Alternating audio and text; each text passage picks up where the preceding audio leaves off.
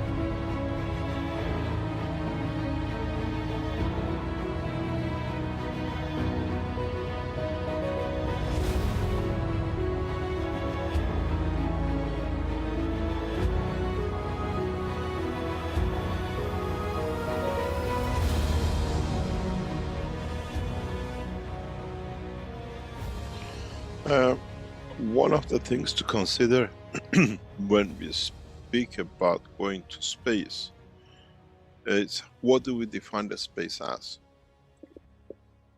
And what do we see or what we consider as a space? We take a space in our physical body on this planet, and at the same time, within the structure of our physical body, there is another dimension of life which we call the soul of the man. And even though it lives within the space dimensions of the body of the man, has its own life and has its own line of communication. And what we define space, going to space, we already know the inner sanctum or the creator of our physicality travels the depth of the universe, has been the space travel all the time, has a line of communication with other parts of us, be it through dream we call it, or through subconscious, some people they call it, or we have the choice that physically move the physicality with its soul. In a way, we have a bird caged in the physicality of the body of man, and that bird is called the soul of the man. We can open that cage and let it loose at the point of death. When the operation of this cage rots away, and it cannot hold together, and this beautiful bird becomes free. Still, it takes life in the universal dimension, because it has a life. It exists on its own. Or we can carry the cage in a box and take it anywhere. I can take a bird cage in the car, I can take a bird cage in my hand and walk around the park. It doesn't change the entity and existence of that bird. Still a bird, still sings, still communicates with other birds in the park. And this is how our soul is. So we give option. Those who understand the process of the creation can take that cage, that bird, out of the cage and free it, because we trusted it come back in. It's very much when you have a parrot at home, you open the door, you let him fly around the house, and he comes back again and he goes in the cage. Because you trust it.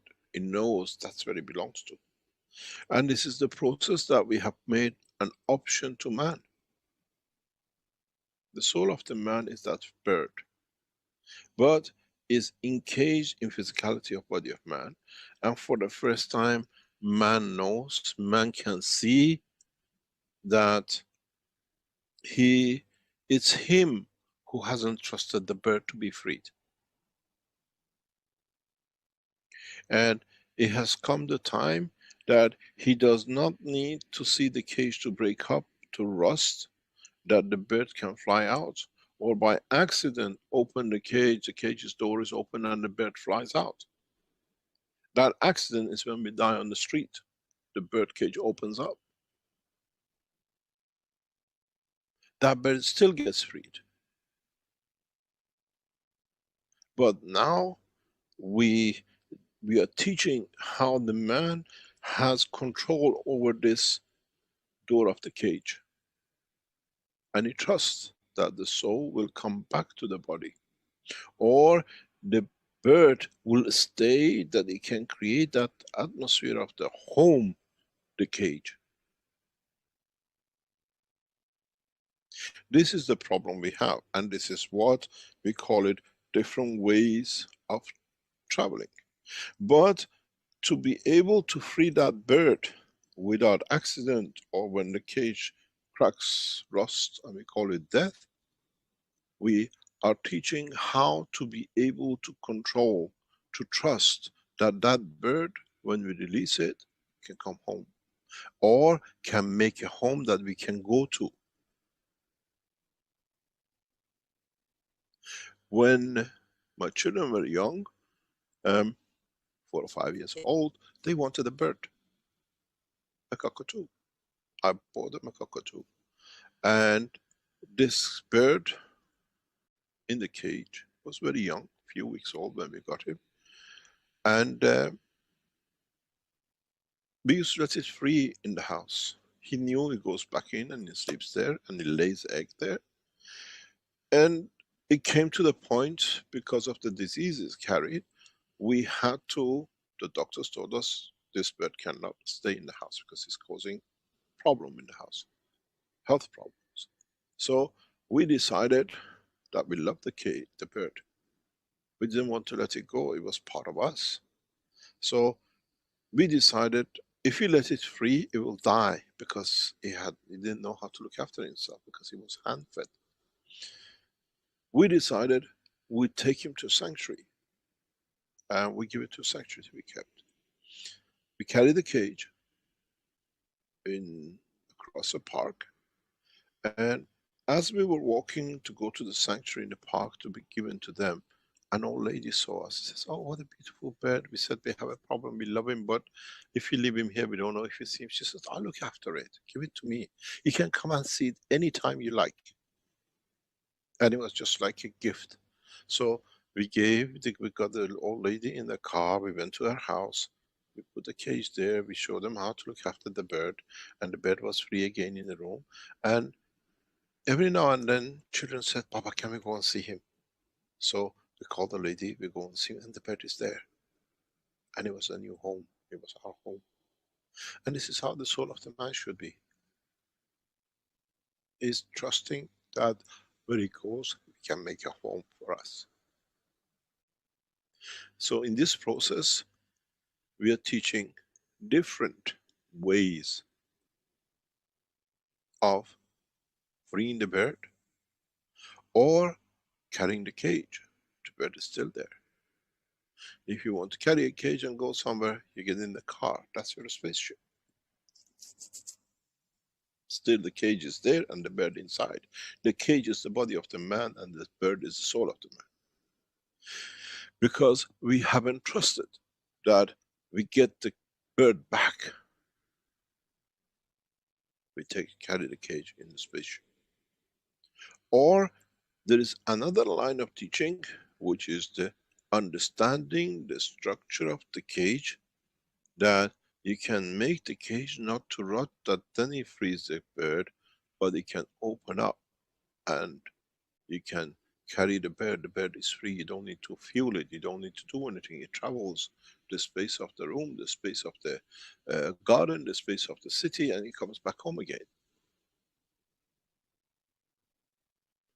In a way, when we teach about the soul of the man, is in getting the man to trust himself. And to trust himself, he has to become detached.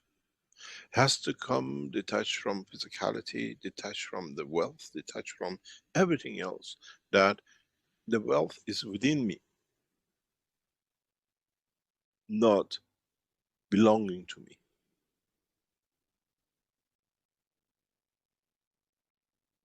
And this is where every man makes a mistake. In many of the teachings I have referred, if you understand that you can put the soul of the man to act with the soul of physicality of the man, you can make anything you like.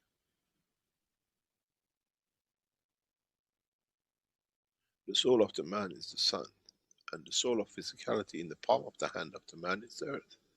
You move it in the direction, you create water, you create food, but you don't need to have it. It creates the energy that the physicality of the man can absorb. We give the earth in the hand, in the palm of the man. He creates what he needs, he takes what he needs from it. Then, if you understand this, you allow the soul of the man to carry the soul of the physicality of the man with it, and whenever it comes, it makes that hand, that palm, 1,000 meter, 1 meter, in a cage of physicality or in a cage of non-dimension. So it's not methods of flight, it's the method of man understanding his own potential, his own grace. So because we have so many people who are so physically attached, we teach about the spaceship for years.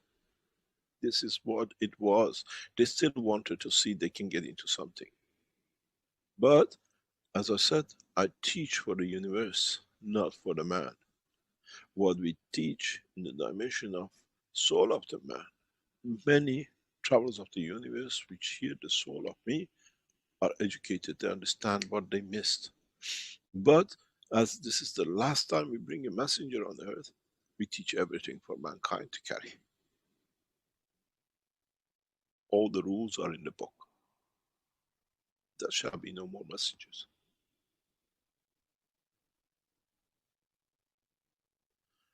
It's for man to translate knowledge. Scientifically, and then through the understanding of the soul of the man. What we call theology, ethics. Ethics of using the science in a way that does not harm no one, but it implies and applies the survival of the others. I was talking about this a few days ago, that there is a paper written by me, the station of the scientist as a prophet. The prophets we call Muhammad, Christ or anybody, are for the soul of the man, conduct of the behavior. Scientists like beautiful Tesla and others are to elevate the same, but the physicality of the man. This time we have put the two together in one go, then there is no difference. We teach the ethics, the soul conduct and physicality. It's for the man to understand where the two merge and when it's needed to be done.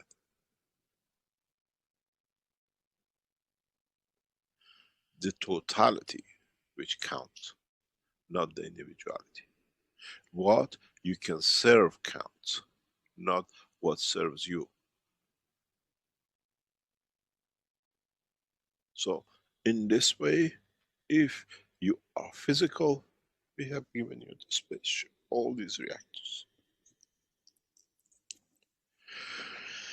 If you have moved in the dimension of understanding part of it, you have the dynamic system, you get some energies, you put a glass of water, you mix the energy and something else together, you're still the camel bird. You put the orange, take the energy, but you still want that physicality that you're doing something with it, you drink the water. And for the soul of those who understand the totality, then they don't need the cage. They're the free bird. And this is the essence of all the teaching. It's not different ways of flight, is understanding the existence of the universe. Then if you travel with a spaceship, who do you see? The citizens of the universe in a physical dimension. If you travel with the soul that you can create the physicality, you take that out of the equation. You travel, but you know you have connection with everybody. It's very much, as I said once, it's like you get out of London and you go to New York. You're there on your own, but you still pick your phone and speak to the family in London. It's not finished. Now, the soul of the man, given the man the same opportunity. We teach for the time to come. And we teach from now till that time to come. And that time comes, is not anymore the end of the world, something will happen. It's the maturity of the one's understanding of his own creation.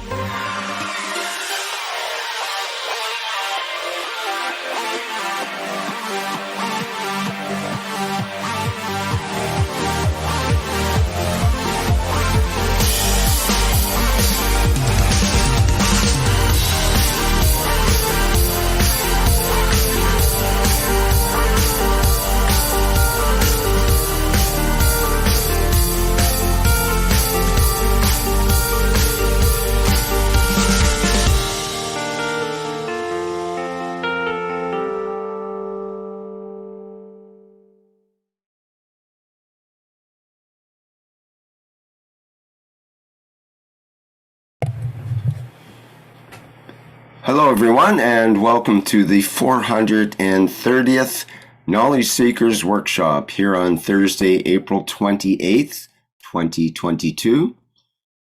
This is a broadcast of the Keshe Foundation Spaceship Institute Education Department and part of the public teachings in English. My name is Rick Crammond. I'll be a host today. And once again, we are joined by Mr. Mehran Keshe of the Keshe Foundation, who will be delivering today's teaching and knowledge of the universe. Hello, Mr. Keshe. Are you ready to begin? Yes. Good morning. Good day to you, as usual, wherever you listen to this series of knowledge seekers of the Keshe Foundation Spaceship Institute worldwide. We welcome you back to the teaching. It's nice to see the transcripts being done in English simultaneously, but it's nice to see sometimes we make some mistakes and changes everything to what it likes. Maybe we don't need the instantaneous transcription till its transcripts are corrected, because now it stays on the screen. If you like to switch off the transcript, if it's allowed, and then the team of transcribers will do that in the background, Rick, if it's possible, because there's a lot of mistakes in the spelling and it stays on the screen for good. Okay, I'll turn that off then. Yeah, thank you very much. That's what the team of transcribers in Philippines do for us. They go through this and correct their mistakes, and then they add it on. Thank you very much. If you want to write out the last piece, okay, that's good. First of all, I would like to go back to what we started early last time. We have achieved our target. Thank you very much to so many of you. We had another hiccup in past 48 hours. With the help of one of the knowledge seekers, thanks to him, we are sorting that out, and the process will be completed hopefully by next week. It takes us time to get these things done. I thank many of you. Small donations to small loans to large loans. We managed to reach the target, but we had a small hiccup or a big hiccup which we could not resolve. And I asked one of the knowledge seekers who's been solid behind us to help the situation to elevate it, and he immediately responded without more or less a second of thinking. I thank him personally and many others who've been there to see this process through. We've been told we should achieve our goal, what we started, where the Keshe Foundation has put all its support, financial and resources in past 6 to 8 months to achieve this. It's important for us to get to this. It's the basis of international one nation, one race, one planet. We've been led down by one of the knowledge seekers very badly, but that was to come to test to understand. But on the other hand, a lot of us got tested. We achieved what we set out for. And as I said, once the funds are returned to us to start our program, all the knowledge seekers who send us the donations as a loan will be immediately paid back. We will announce the list of the donators unless you don't want to be known, and what was put and what was given in return. We have a solid backer who's been behind the foundation in the background, but so much in the front. He's been with us solid, and he's made sure everything we ever needed was there to be done, even putting everything he had on the line. I thank him personally.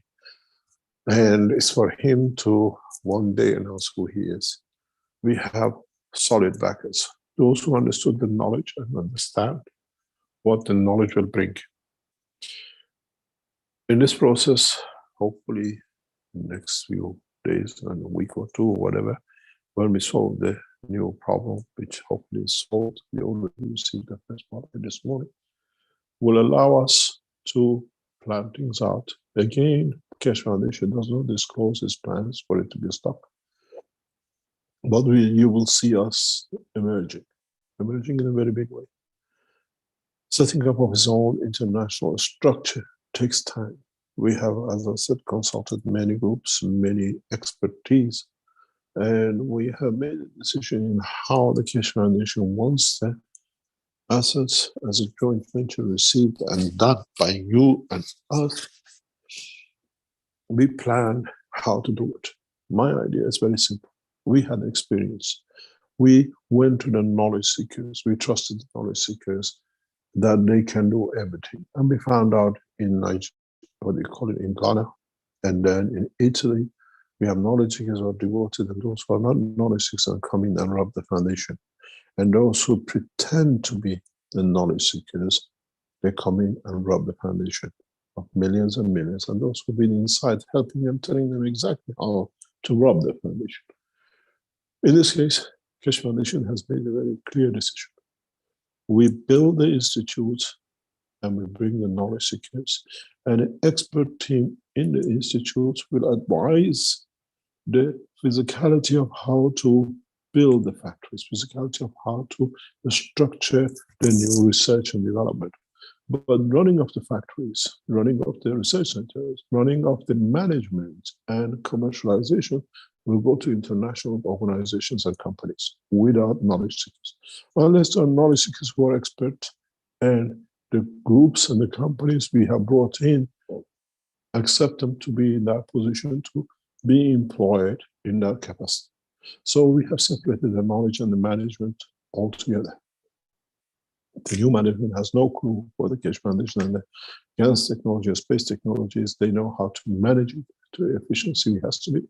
And knowledge seekers know what the knowledge has to be, and not they make decisions the correct way all the time, but they make the best decisions. And somewhere between the two, the factories will be set up. The hospitals will be set up. The institutes will be set up in conjunction with the management, international management, and the Keshe Foundation knowledge seekers. We think this is the best way for us, and we have started this process. So when we start this process, it'll be very clear, transparent. One of the leading, what we call human resources companies in the world has been engaged to see this through. You will not be employed through the Keshe Foundation. Anybody comes in, you're employed through, is one of the largest human resources agencies who knows, they are headhunters, they know what they are doing in setting up everything from the cleaner on the floor to the heads, directors, and CEOs. This allows the Keshe Foundation to concentrate on what is good at, research, development, bringing new concepts and new technologies, and running of the factories, and the rest will stay with the international team of management. Our subsidiary, Markray, will be supported extensively by the Keshe Foundation, as we are the shareholders in arranging with the new CEO and the directors of the Markray. We see our work solid. We'll support the Chinese operation rapidly as to bring this position of the what we call work. We had to put everything on hold. We could not support 2, 3, 4, or 5 projects at the same time, but see this merger of the what we call growth to be done. Now that we have hopefully achieved it, now we go back. We rapidly invest in Chinese. We are committed to the Chinese government. We are committed without doubt in expanding our work in Beijing, in Xinjiang. We are committed to the work of President Xi. He has a vision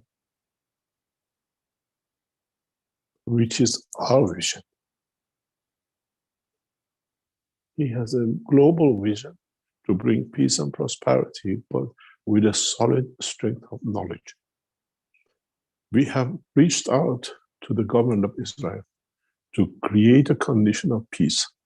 And we hope the new Prime Minister of Israel will respond favorably, as we have seen in the tentative what we call contacts.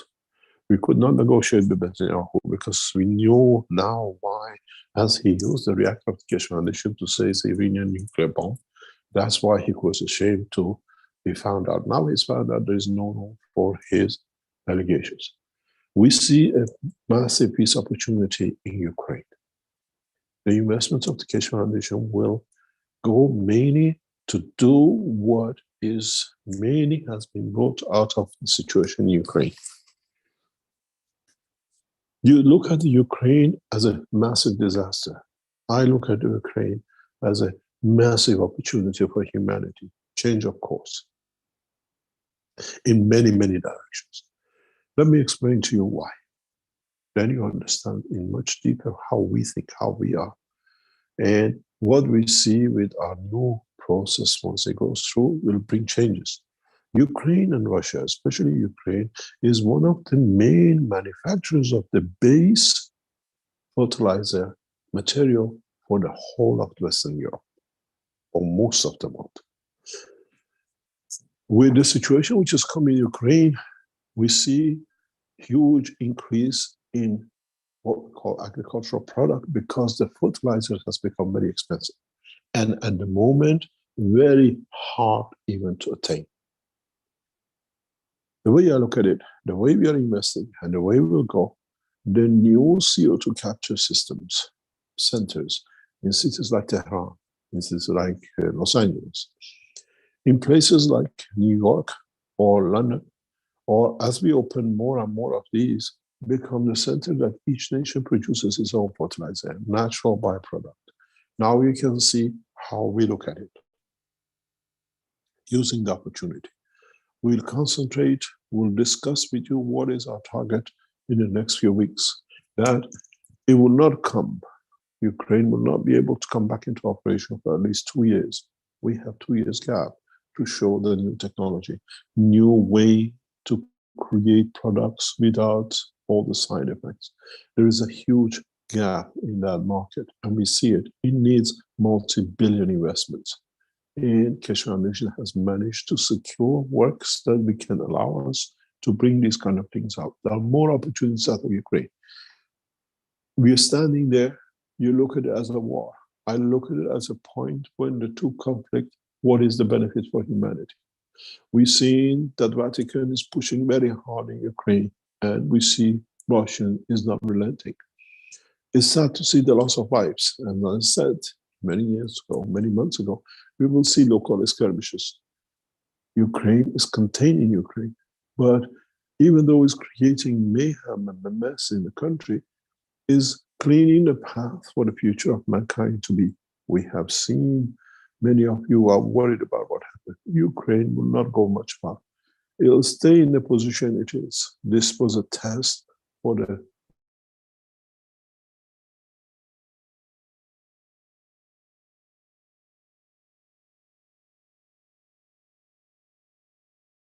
soon will become an international accepted market. This was part of the plan of the Ukraine to bring BRICS into operation, and BRICS now functioning as the Western Europe cannot pay with the dollars and the rest. They have to buy rubles. They have to buy yen.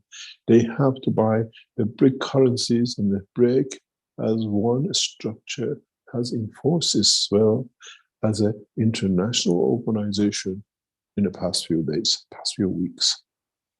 So we can see the advantages where it comes. The backing of the dollar has fallen. The backing of the euro has fallen. We've seen dollar and euro reaching more or less parity, which hasn't happened for over 20, 30 years. This is crippling what we call the European nations. But we have to be there as a new technology to show the new ways, the new understanding. This has brought us a lot of change, and this is where the Keshe Foundation concentrates, to be there to create new conditions to change of the course, what I called the plasma revolution. What we bring it, what we show it, and we have received enough support from you to be able to do it over years, and now we are at a stage further in making the international structure. In respect to this, I thank you all for your rapid response last week. We still need help. It's not finished. Once we receive what we were paid and came to agreement with, then we inform you. But it doesn't mean just now we raised out of the help of you for a week, everything stops. I have supported out of private accounts, private financing for past 20 years, the Keshe Foundation. I never came to public to ask for it. It's there if you want to donate. Just because we do a small part doesn't mean the support has to stop. The foundation needs a continuous support to be able to stand, to be independent. All our companies, all our factories will be 100% owned by the foundation. Does not matter how big a support in the background, which means nobody can dictate our operation. Nobody can dictate how, where, and the way we develop this technology. We're still on target for June flight system. Hopefully the reactors, the final base will be completed in the next few days, and we can refuel to start testing. We are ready to keep to what we said. I thank especially John in Arizona, who's been there to see everything done that Arizona can be parallel to Austria. We'll bring the systems on. I thank our team, especially in what we call Austrian backing, with Klaus and others in the background solidly standing, making sure everything goes on. We have made a new announcement to all of you to know. Keshe Foundation, with the agreement of the management team in Austria, we are opening the Keshe Foundation Exhibition Center on Saturdays for workshops. This should start from first week of June. These workshops are how to make pottery with gases in it, that you can create everything you want from it. Paintings with the application of the gases. Sculpturing with the application of gases. Making perfect gas systems. Making perfect magnet systems. Making and using the technology in agriculture. We expect these to start from somewhere around about the 4th of June. And this will go on as much as possible every Saturday, maybe sometimes on Sunday. We have board Mario, who's been the backing of the Keshe Foundation in German translation for years, to run the exhibition center. He's there, and we are taking booking. A new, what we call, email has been created for you to book to come in, to be there, to see and to learn and to expand. Go to the place, it should be on different channels of the Keshe Foundation, to be able to book yourself to go to the exhibition or book yourself to be part of these workshops. Some of these workshops will be in a space level technology development.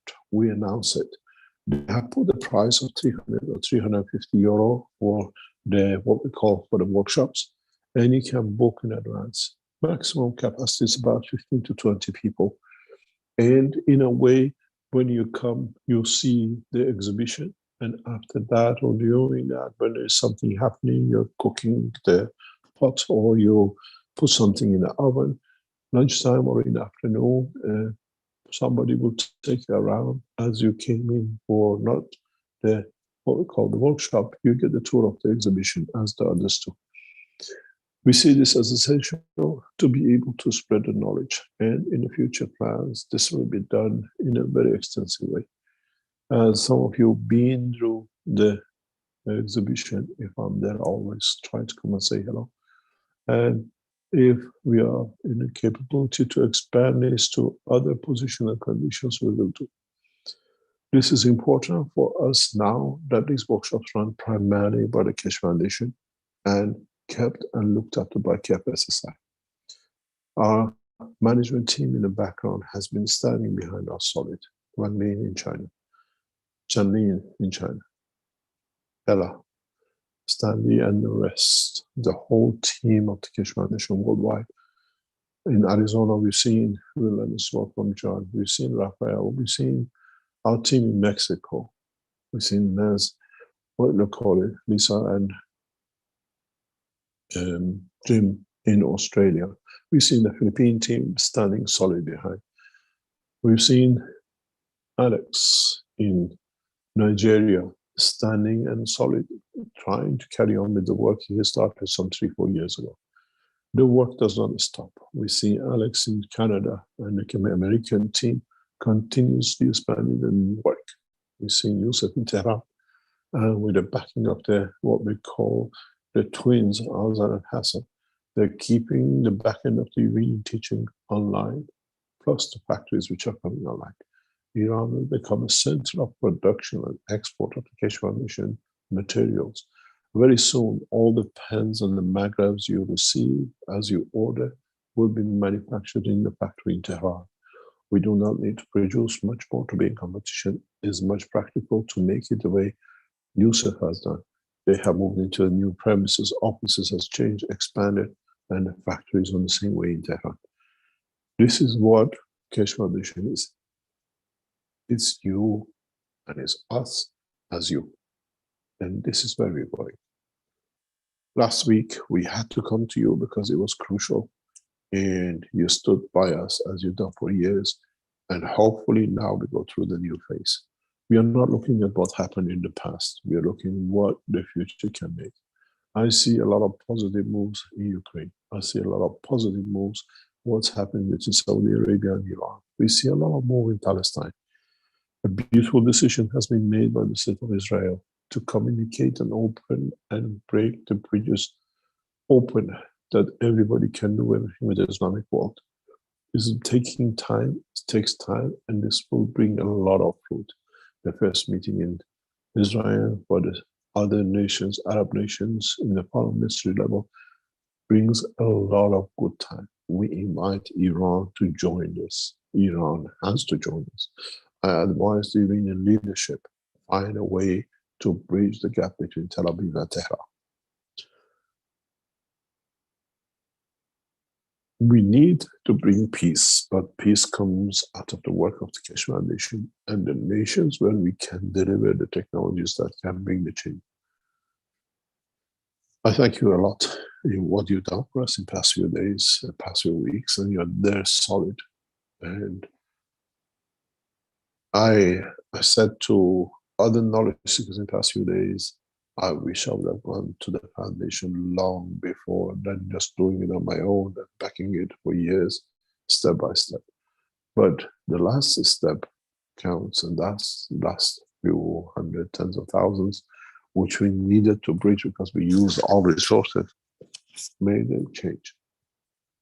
We tell you as it happens, and we tell you, we won't open our books that the others can plan to sabotage. We tell you what is happening as it happens, that you can support us to achieve what we're going to achieve. I thank you for last week's support. Still support. It's not finished. It's 7 billion children to look after. And they're all naughty children, and they have their own mischiefs. Thank you very much, as I said, for what you've done. Do not stop the support. We are not here at church to make a bill. You will not see any Keshe Foundation churches and mosques and whatever and temples. Our temples is our institute, and where we deliver knowledge. And that's where it should be. The temple of God should be the knowledge of the creation and not the muse of the creator. Thank you very much. We go ahead with teaching, and we'll start the process of the teaching. You heard in the intro, Rick said to me, can I play this intro? I said yes, because somehow it's connected to what is going to be taught today. And as usual, I don't know how he gets it, but he gets it right most of the time to produce the right intro for the right teaching.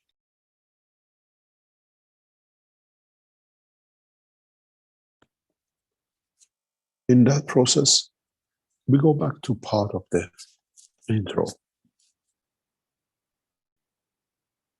We spoke about the soul. We spoke about the soul of physicality. We speak about the magnetic field connections. We've done this partially in the past. Maybe we put a new light to it. And many of you who are making magnets, many of you who are trying to make systems, make a sense of it. Or maybe you look at it with a new, what do I call, a new eye, new direction. In all our teachings, we speak about a connection between the soul of the man and the soul of physicality of the man and the physicality of the man. One question to ask you is, how do they communicate with each other? How do the soul of the earth communicates and stays in touch in a magnetic field strength with the other stars, with other galaxies, with its own mother planet, or with its own mother, what we call sun, the creator? How do galaxies aware and carry the information where to be, how to be, in which direction I can move? How do we get the clashes of the stars and galaxies together? In a way, how does the universe communicate?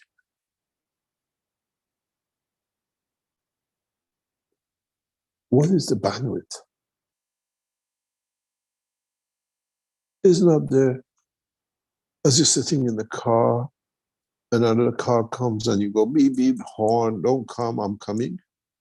And if it doesn't hear the clash, a galaxy cannot beep, beep, and horn to the other galaxy, I'm coming, can you keep away? Because we are mayhem, you started somewhere else with 2 speeds, you might crash and we crash. But how does and how do universal systems interact with each other? How do you, in a plasmatic condition, but in a matter state, for you to better understand, when you put a magnet on the table, it informs the other magnets that I'm here. Who wants to join me, jump in, or who wants to keep away, move away, and I want to keep this soul, keep this new position. In the body of the man, we always speak about amino acid. In the amino acid body of the man, we always spoke in all our teachings in a very simple way that the body of the man has a combination, a simple combination of, or a lot of you like to call him Mr. Cohen.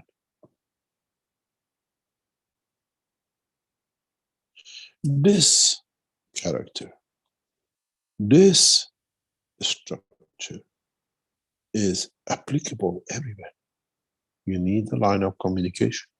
You need something to hold to. You need something to create, release energies, and you need something to store the energies. Why do you give nitrogen fertilizer? Because nitrogen is the storer of the energy, and when it comes in touch with the amino acid, it delivers, and you get the plant to grow. What happened in the other processes of what we call amino acid?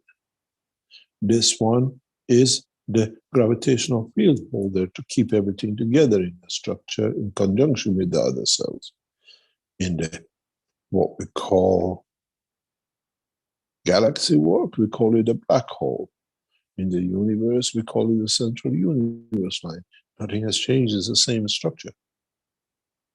In the universal language, in the universal work, we see the same.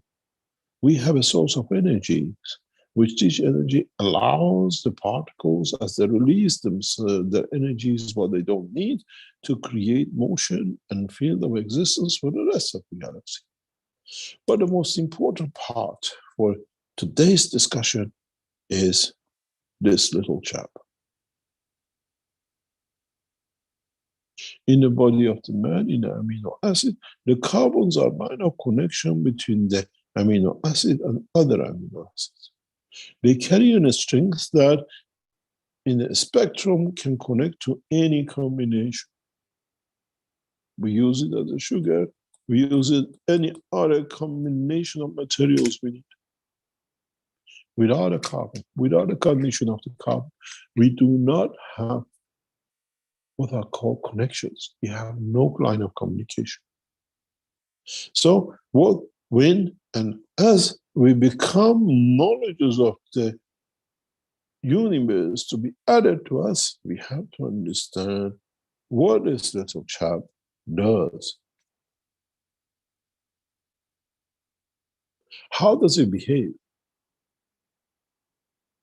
And how come in one strength works in your soul, in one strength soul works in the soul of physicality, and in one strength works in what I call matter state or manifestation state, the body of the man in a Gansa state, and in another state becomes the matter state, as in the bone of the man, line of communication. The carbons don't just pile, the calciums just don't pile on top of each other to make your point. your bone and everything else, and be in the center of every cell you have, they're organized. They have a strength of the carbon in them dictated. So how do the universe, where you have the soul, in the other direction, in which carbon level of the universe we work? And is there a carbon connection level with the Creator? Is there a common ground? Is there a need to understand which frequencies to listen to?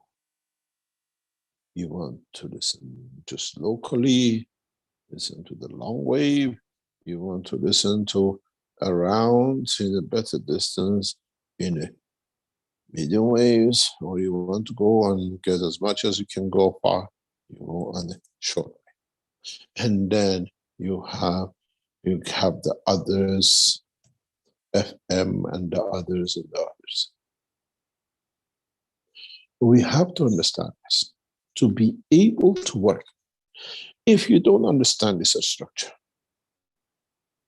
as I see none of you up to now have understood, you're in a big mess in your work. Let's go back to an example. You make, all of you make these funny looking things out of a springs twisted wire called magnets. None of you succeed, and I keep on telling you guys, there's something you're missing. None of you understand. What are you missing? Energy doesn't come to if you don't show it where to go to. You cannot have water on the plant when the hose is lying on the floor and water tap is 20 meters away. Water doesn't jump from the tap into the pipe to the plant. You have to connect the pipe to the, what you call the tap, and you have to direct the other end to the plant to receive the water. You have the plants as magra, you have the tap as a universe, you don't see, we're giving you the pipe, but you don't know how to connect it to get it. And that's why you're all in a mess with magras. And we have an elite secret organization, which is run by Jalal, to make a new magras. How can you get rid of thirst when you have no water? But you can see the glass of water. You have to reach your hand out to get it to satisfy the thirst. Where is your connection to the universal field forces that you can tap into? You haven't got it. You're making a twisted magra. You take some wires, you nano-code to use this and that. Where is your carbon-14? This works around carbon-14 and other levels of carbon.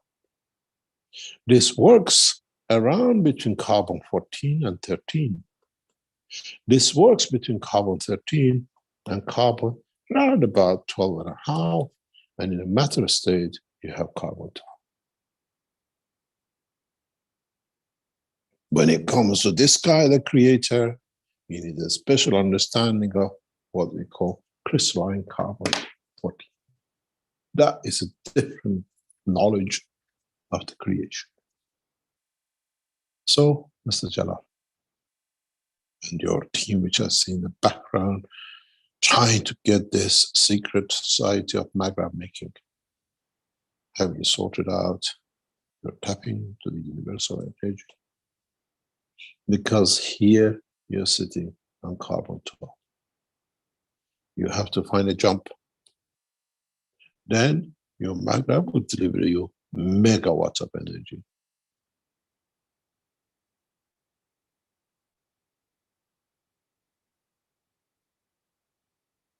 Then your system sticks out and knows where the energies are to give and to take.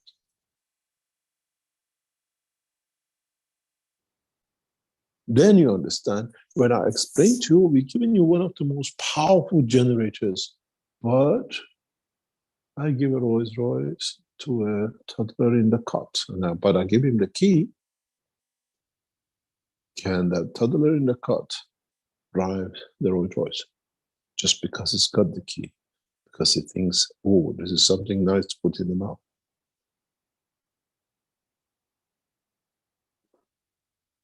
The toddler is your team, Gerard. And the Rolls Royce you built, but you don't have the key.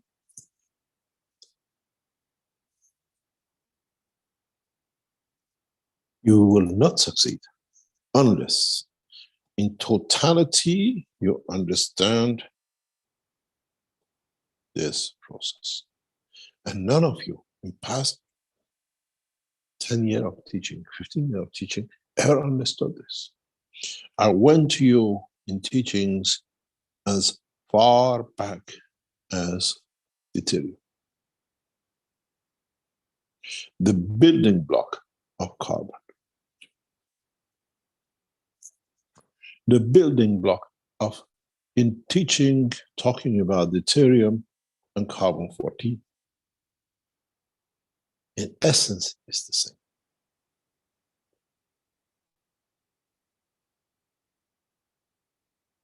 What is the essence of connection with carbon-12? How does carbon-13 works? And how does carbon, which is sitting on the line of communication of the matter state of 12?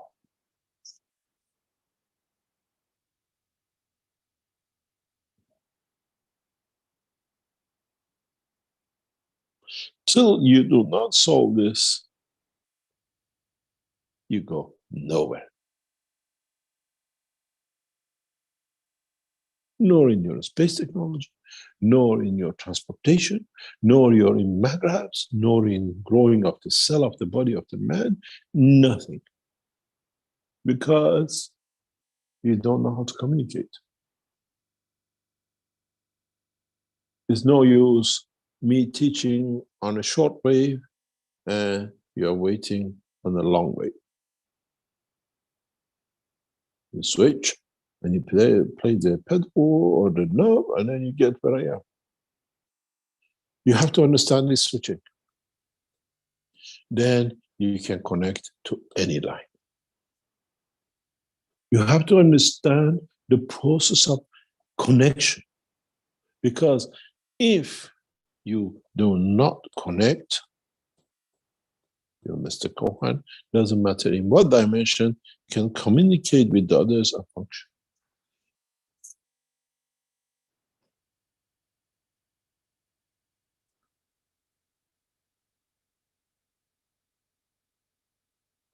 I made man in the image of myself, even in the construction of the communication, in the structure of the building, energy transfer, and everything else. It is not just a face. It's not just the emotion. It's the process of interaction and creation and connection is the same.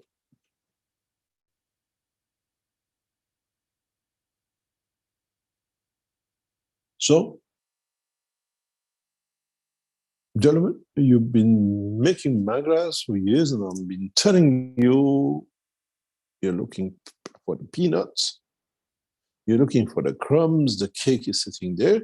To get to the cake, you have to understand this process, how to connect to universal energy system. That your magraph system becomes a transformer, translator, and deliverer of any energy level as you like. These magraphs create energy. We never put so many kilowatts, so many things. We say as you need percentage of. 1 kilowatt, 30%. 100 kilowatt, 30%. 4 kilowatt, whatever. Have you noticed? The same machine gives 30% if you use 1 kilowatt at home. The same machine gives 30% of 100 kilowatt. So this machine can create 30 kilowatt, but you're using a 300 watt of it. Have you noticed how much you have not understood? You tell me, give me a 5 kilowatt system. I give you the same matter. If you use in the house 1 kilowatt, you get it. But if you use 15 kilowatts, I give you 5. You have a 5 kilowatt because I give you 30% of it. How many knowledge seekers miss something in the technology and understanding?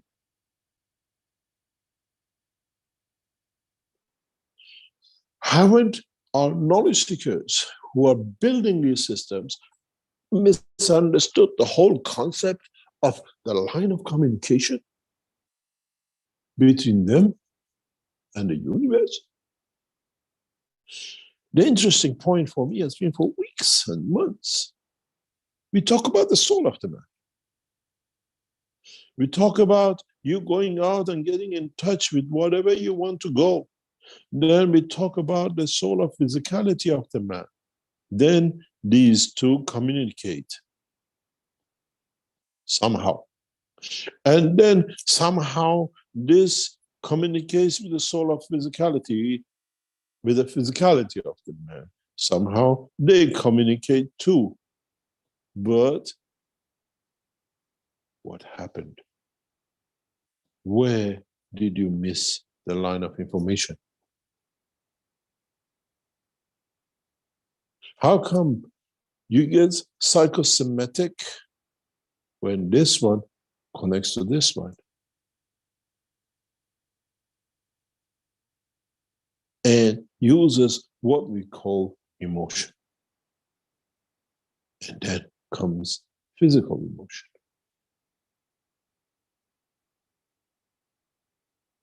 Then how and where does this connect to other souls and to universe?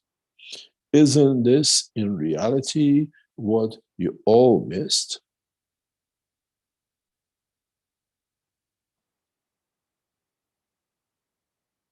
And somewhere in your body, when you die, you have another dimension to this, which is very simple, your physicality, where in fact it brings you to carbon top.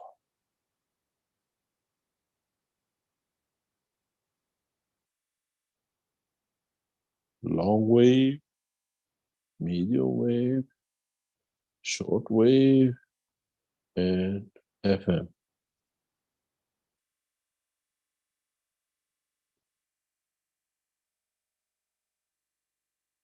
But because of the structure of the system, sometimes in this process, because you have a common denominator, you still get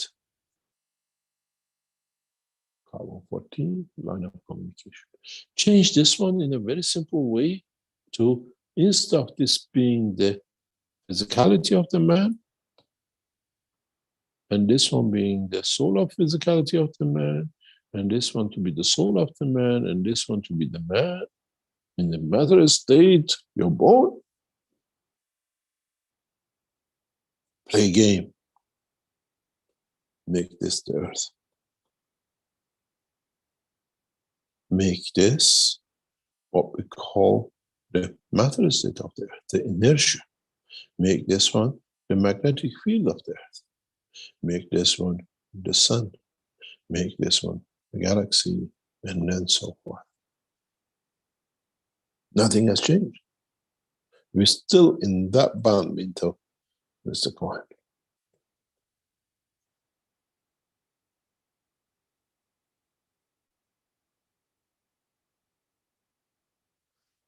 You have to understand the knowledge, not become the monkey. Monkey sees, monkey does, because monkey never looks over his shoulder to see what other monkeys are doing that better than them that they haven't understood. Then you call them aliens. You call them men from the deeper space. They looked over their shoulder. They understood this connection. They understood the line of communication. You cannot go to a party when you put a tape on your mouth and you cannot speak. And they tie your hand behind your back that you cannot even sign. You just walk like a lunatic in a wedding. And it's the way mankind and most of the work of the science has been, because they don't want to see the truth. They don't want to see the light. They don't want to understand the work of the universe. We understood how the gravity is. We understood how the gravity works. But how does this gravity field connects to another star to understand its position? Cannot be anything but the line of connection of deuterium or carbon-14, because the universe works on these frequencies.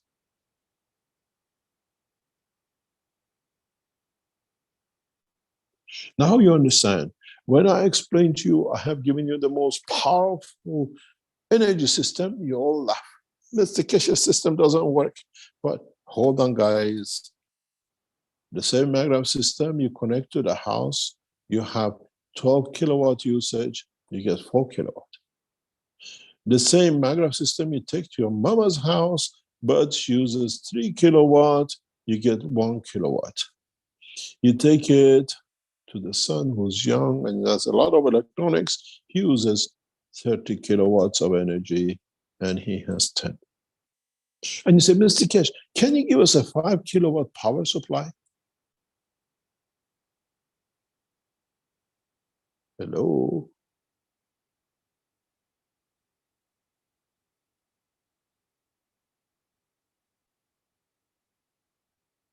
Have you understood?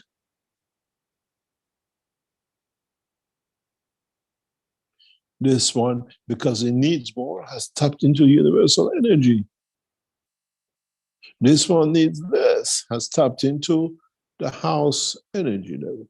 This one is working from what it comes from other electronics in your body. Haven't I given you the 5 kilowatts you want? You have a 10 kilowatt. But you have to understand this process.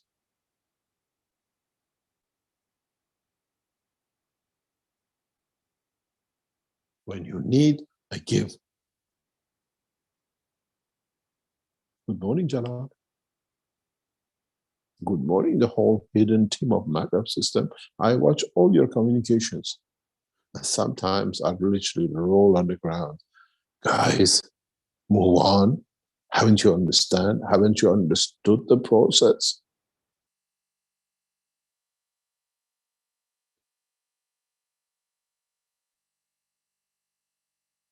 Now you understand.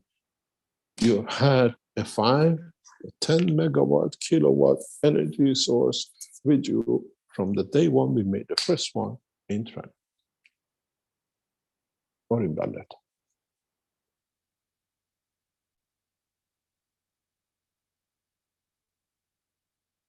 But you're still looking at what I call DC human energy. You can tap into terabytes, tera megawatts of energy in the universal current.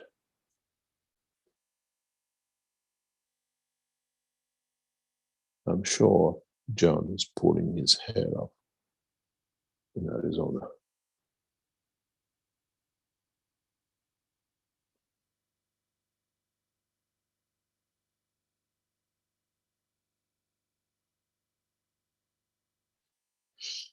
Why the center of every planetary system, every being, every structure in the universe has a material.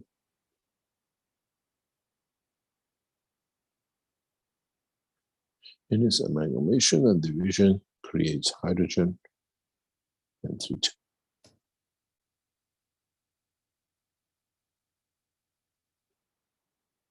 Hello, I have to know what is available in the universe that I can create this position, that I can create what I need.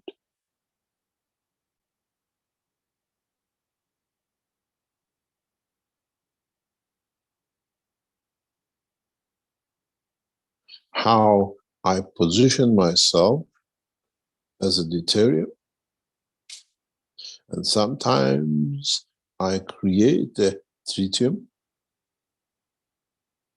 that I can absorb energy from the whole universe. What is the function? What is the position of, in a matter state, extra neutron? Giving energy? Isn't that what tritium is? But once it gives, it needs a line of connection.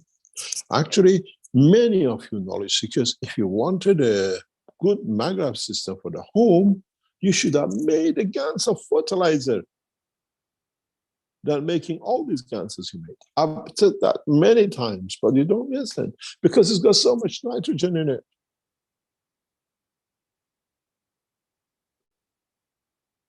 Now, tomorrow, you'll all be making GANs of fertilizer. But be careful, some of them's got a lot of rubbish in it that you don't need and can cause you more problems. But that's not the answer.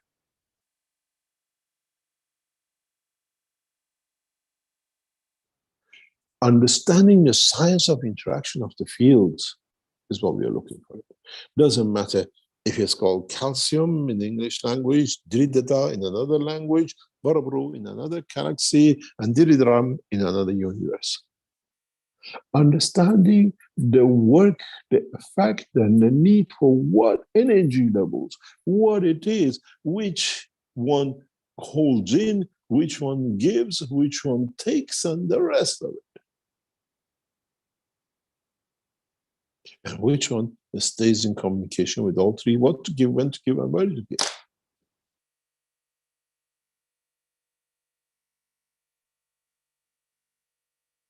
This is the knowledge that you have to understand, and I keep on telling you for a long, long time. Move away from matter state, understand the interaction of the fields, you find the key to the work of the universe. You stick to what you're doing.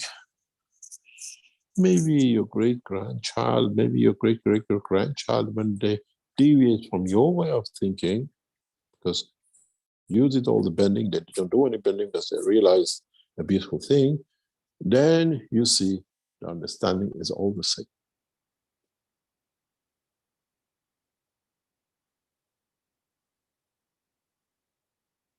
It's all how, what level, which energy level, with magnetic field strength you need that you can apply to it.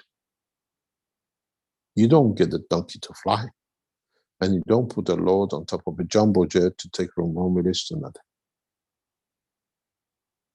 As we say in English, horses for courses.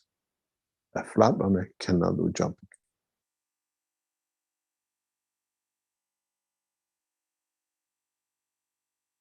Now I understand the totality of the science of communication of the universe. Without it, you are crippled. Without it, you can go nowhere. Without it, you are where you stood in the village of the man for millions of years. But sometimes when you go to sleep, that extension in the back knows everything knows how to connect, and goes for a ride and said, I had a dream.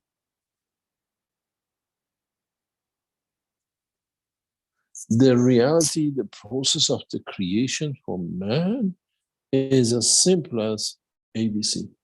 It's for man to decipher it. It's for man to understand it, for man to extend it. I promise you, if our hidden scientific group understood this and could apply this, they would announce they have a 5 kilowatt maggraph power generator of universal energy.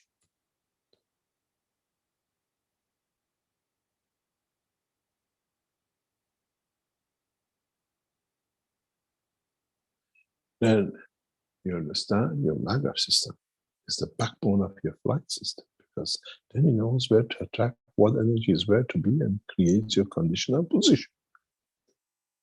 It brings you to the right frequency, to the right channel. You want to listen to FM radio 4, you want to listen to FM in a long way.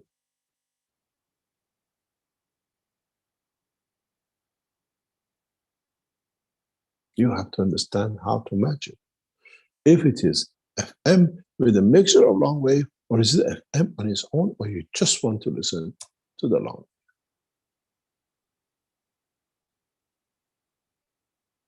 You can, if you understand, have an FM in a long, medium, and every other frequency you like.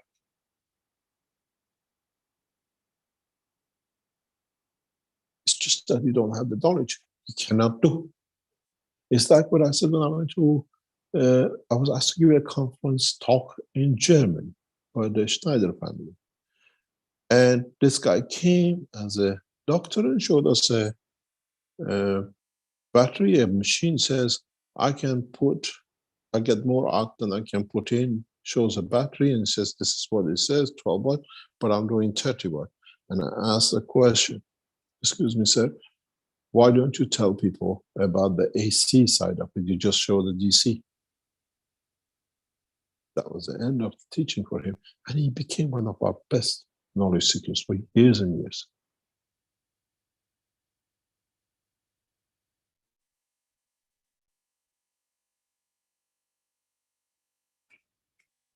What is the process of understanding?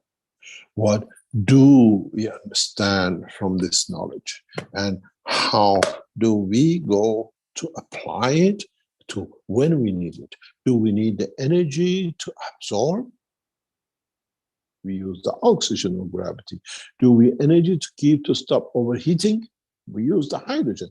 We need to find a source that we can rely on. We look for nitrogen. But we communicate between all of them through the same source. And if you look at it, it's a star formation all the time.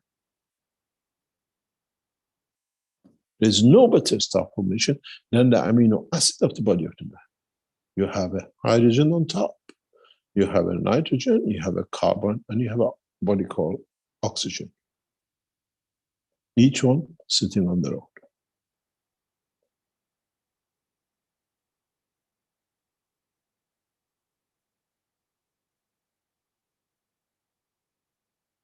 Then you understand, I gave you universal magnetic system from day one.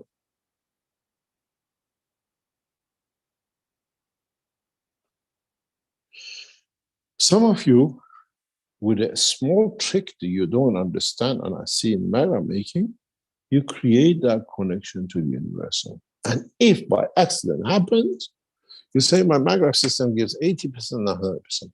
Polish people, unknowingly, they touched it. I think it's a problem. And when they went to the ice cream factory, they said that they couldn't repeat it.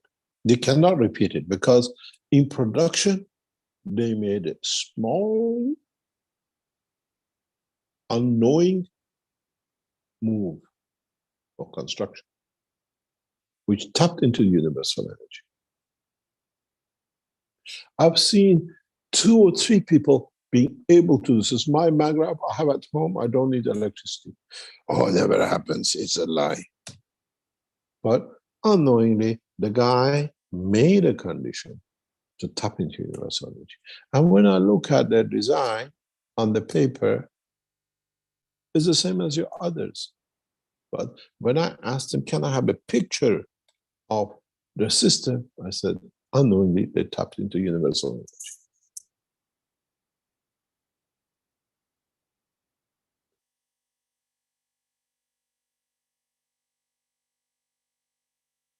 You know, we have a beautiful saying, Farsi. We say the secret is in blowing it. It's the foot of it, what we call foot means blow.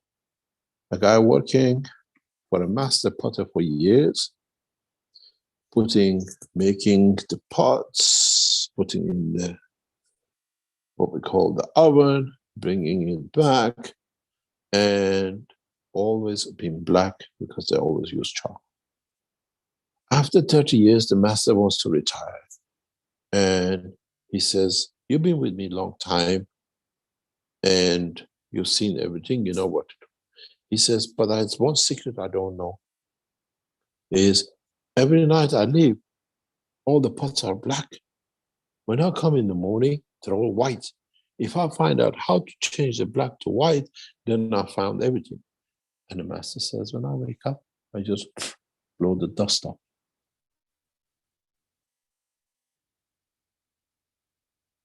It becomes white. But he's never there to see that the blowing of the dust. But the master knows 30 years he hasn't understood this yet. And it's exactly like our knowledge seekers. And if accidentally would have touched it, he would have seen the white sits under the black. You are the same. You make the macro systems, but you haven't understood.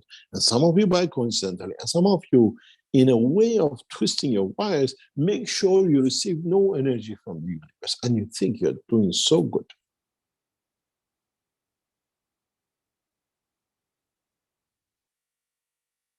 If you cannot tap into universal energy, you can do as much as you like. And sometimes when you force it, you get something out. But the whole process is to really understand the process of the creation.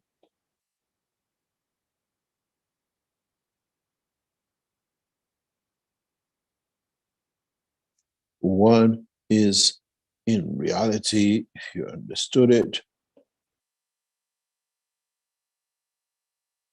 the orange.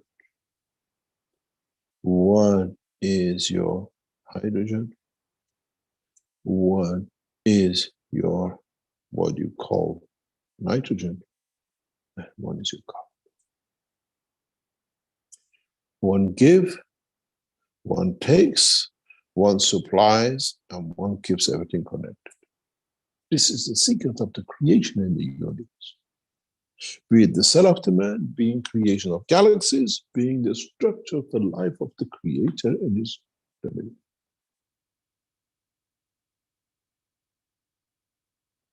I made man in the image of myself because man works exactly the same as I do. I give, I take back what they don't want. I supply continuous energy from me and a connection between me and them. It comes back what I need to take, what I need to give, and then it comes and goes.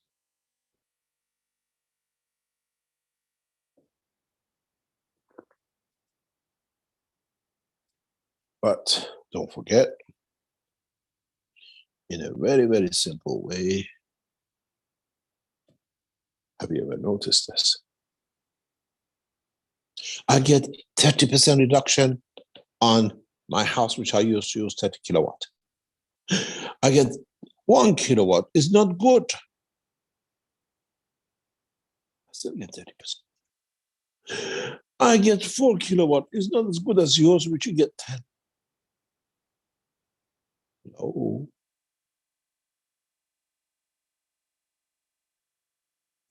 What you need, I give 30%. You have a 10 kilowatt power generator.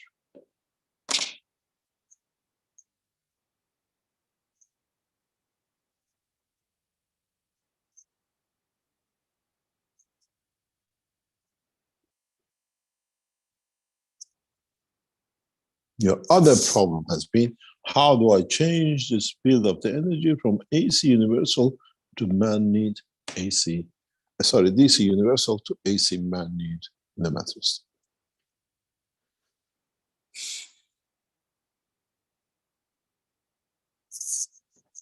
None of you will succeed in no shape or form, in no dimension, if you don't understand this and don't understand how to create it and don't understand how to use it. I want to go to Mars from Earth.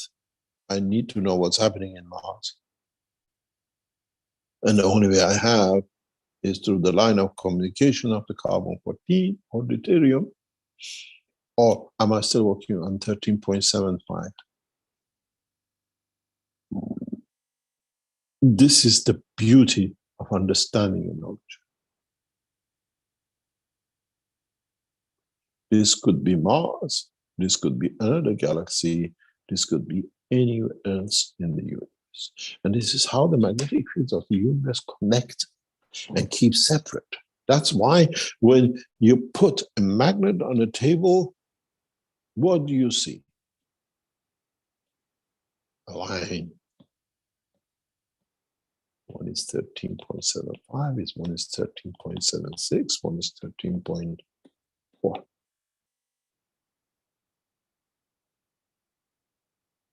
But what is even the structure of the magnetic field inside? What is the secret of creation? Why some of it come this way and some of it goes that way? How is decided? How is it behaved?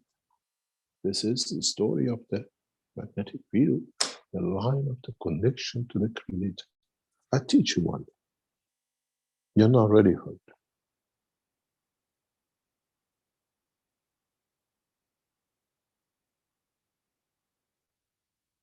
So I hope you learned a lot today. I hoped that with the teaching of today, especially the knowledge team group will go one step further in understanding the process of the creation and totality. You do not know if there is somebody behind the door. You do not know if there is somebody behind the mountain. You do not know if there is somebody in another galaxy. If you don't shout at the frequency and the strength that they understand, and they can shout back. You can shout as much as you like in this room. Remember the story of the dog and the whistle? You whistle a lot, but nobody hears except the dog, because it's in the right strength field, it's in the ear. That's all he said.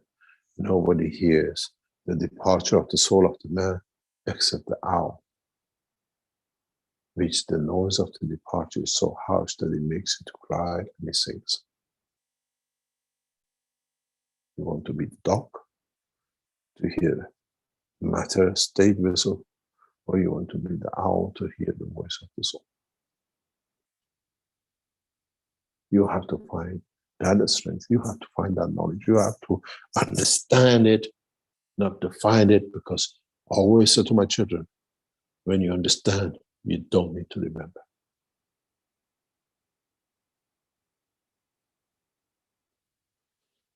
Thank you very much for today. And we go to a break and we come back and see where the knowledge takes us. Thank you very much, Rick, if you want to go for a commercial break.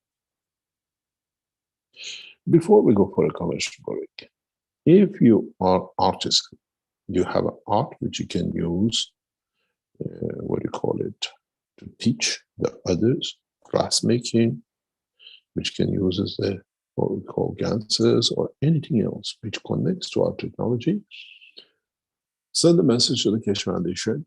You are given the classes in the Keshe Foundation Center in Nets.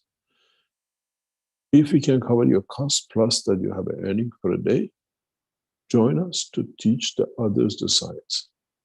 Some of your teachings will be recorded. That is not only 20 people will learn, there will be millions of people will learn as the television station is getting extended to go for full broadcast, live broadcast, and recorded broadcast in next month. As I said, the structure we set up is not just for the Keshe Foundation development of factories, for the teachings, television stations, and the rest.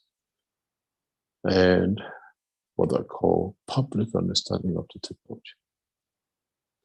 If you're an artisan, it doesn't matter, even if you're a professor in chemistry and you see a structure, you make concretes, you make anything, you say, I want to teach.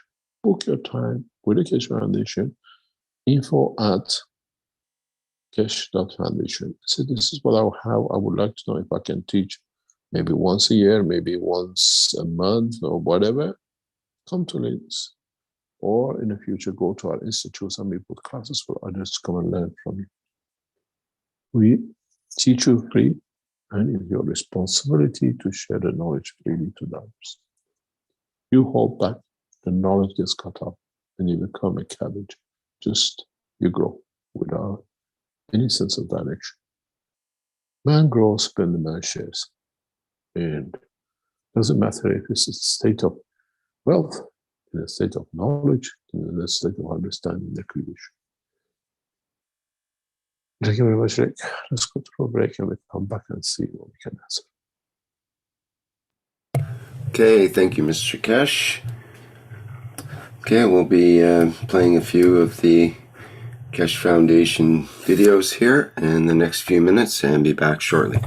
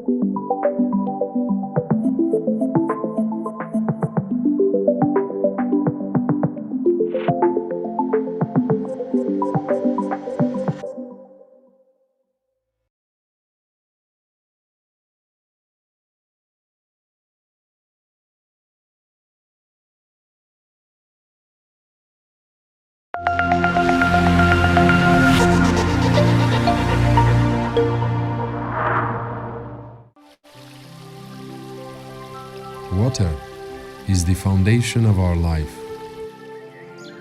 It is part of every living creature. Pure water gives you the energy of nature. Now you can have this energy in your home. The Keshe Foundation Alkalizer and Energizer is designed for your daily well-being. It increases the pH of the water so your body can absorb more oxygen and stay in its natural condition during the day. Keshe Foundation Alkalizer and Energizer. Be pure like the water.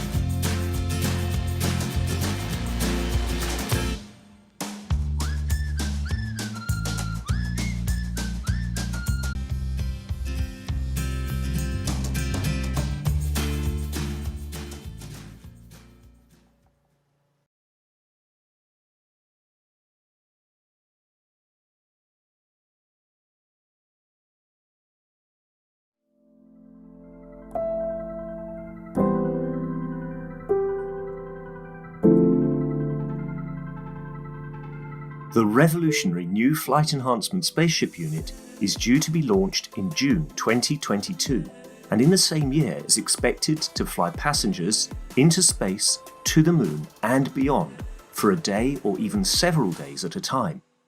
There is no need for the Flight Enhancement Spaceship unit to carry food or medicine, as it is equipped with the latest space technology for transportation, transmutation and deep space operation. This extraordinary breakthrough technology ushers in a new era of travel without the need of fuel, food or medicine, even during the longest excursions into deep space. Each spaceship unit has a 4-passenger capacity for long or short duration flights and has the capability to travel between cities on Earth in a matter of seconds to minutes, depending on the distance and speed. This ability to traverse massive distance in such incredibly short time is not just a breakthrough for human transport, it also completely revolutionizes the transportation of goods and cargo and will rapidly overcome the need for one of our most polluting practices, namely marine shipping, as it finally breaks us free not only from the combustion of heavy diesel, but from the combustion of any fuel for propulsion in the future. The Flight Enhancement Spaceship Unit, a new paradigm in space travel, space medicine, and space technology.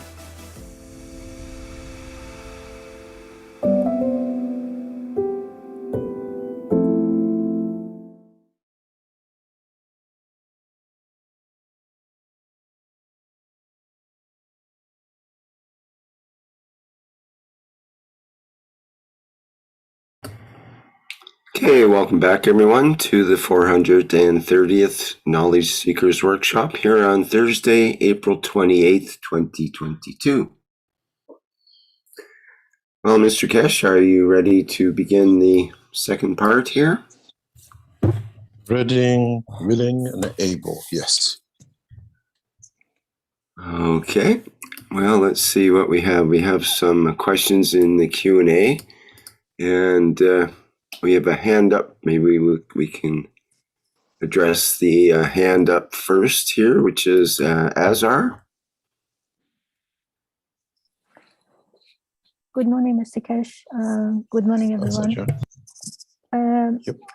Mr. Keshe, regarding the carbon, hydrogen, oxygen, and nitrogen, if we bring this to the body, because we take the oxygen and we inhale oxygen, we exhale CO2, and then there were yogis in the past, and there's still some in Himalaya, that they train the body, and that has to do because the breath is the soul itself, because if the soul leaves, the breath stops, which is the God himself. So what they did, and they oxygenate the body in a way that, because the body can only, if you have a body only can handle 5 watts like a light bulb. If you want to bring the soul in place, the amount of energy that can go through the body is trillion of watts, and it can burn the body. So what Who they says did, that? Can I continue? Because no, when you start on the wrong information, there's no use to carrying on with it. Okay, carry on. But so because for example, if I die now and you come the next day in the room, you're gonna smell the body start getting rotten because it smells. But then these people, when they oxygenate the body so much, after they died for days, they wouldn't get decay because every cell was so oxygenated, and they could. That's a different scientific field. You don't allow what we call the creation of order, which is what I call a crystal structure.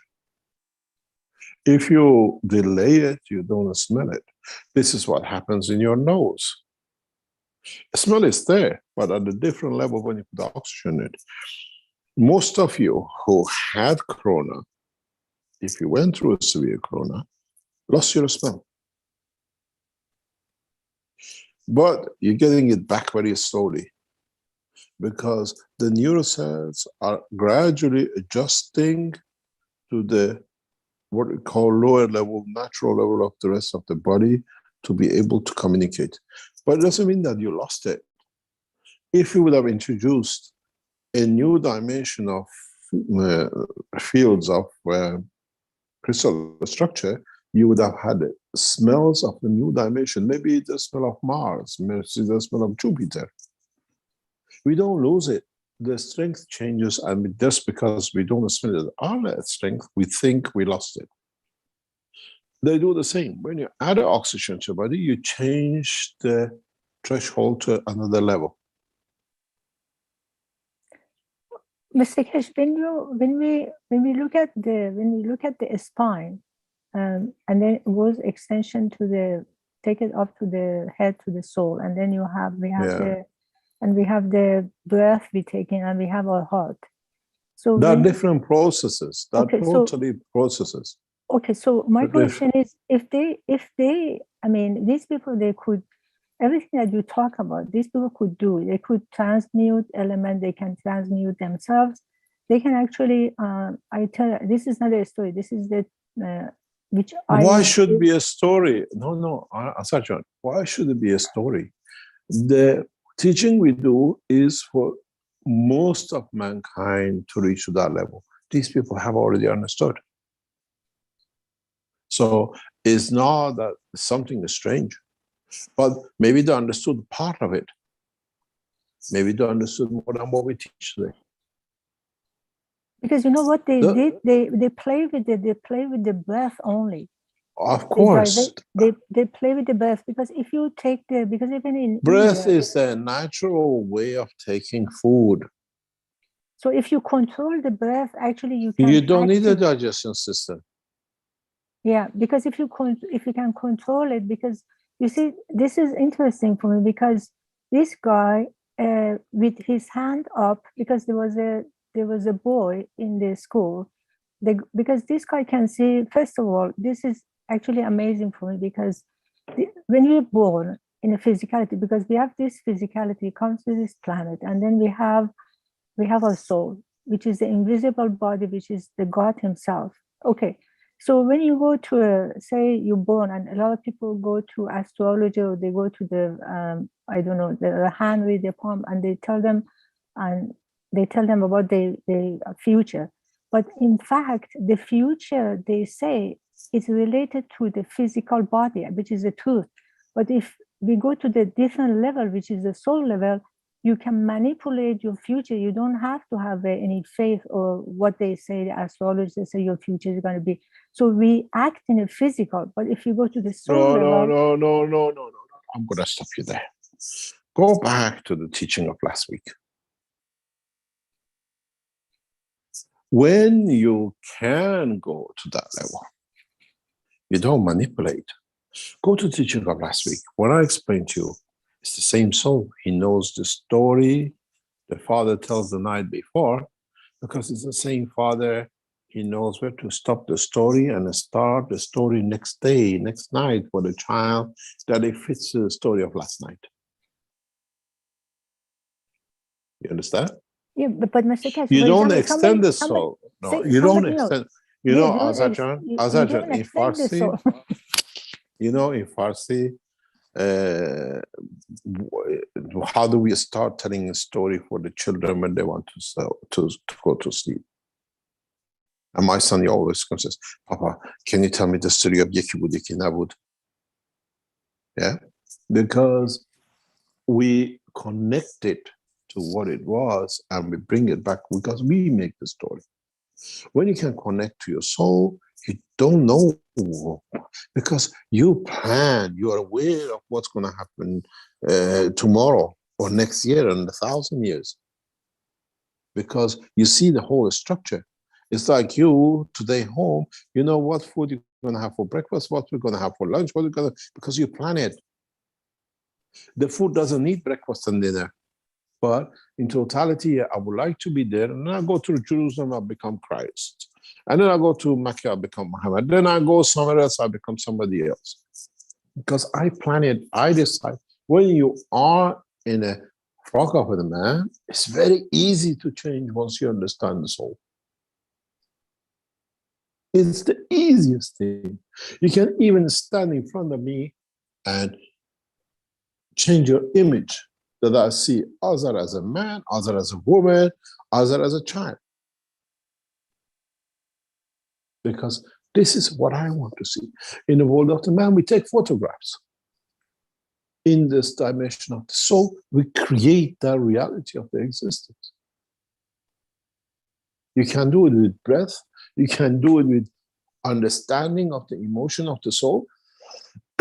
You can take from what you need. I can show you a video of the new systems which are manufactured for, what do you call it, release. We have managed to create the emotion of the soul within the systems. And we watch it, we see it. People don't understand, but we know what we have created. But it's you who has to match into it. You go and do a frequency, music, as I said, with the right stereophonic in your head, find a position of your brain, and then find a position of the soul in the same position. I put you in a machine, voila, you want to commit suicide. Now you're a lover, you don't want ever to finish. When you go to the dimension of the soul, even the breathtaking is, they haven't matured, these people, by taking a breath. There is no oxygen in the space. How are they going to do it in the space? We teach you how to do it in any position in the world of creation.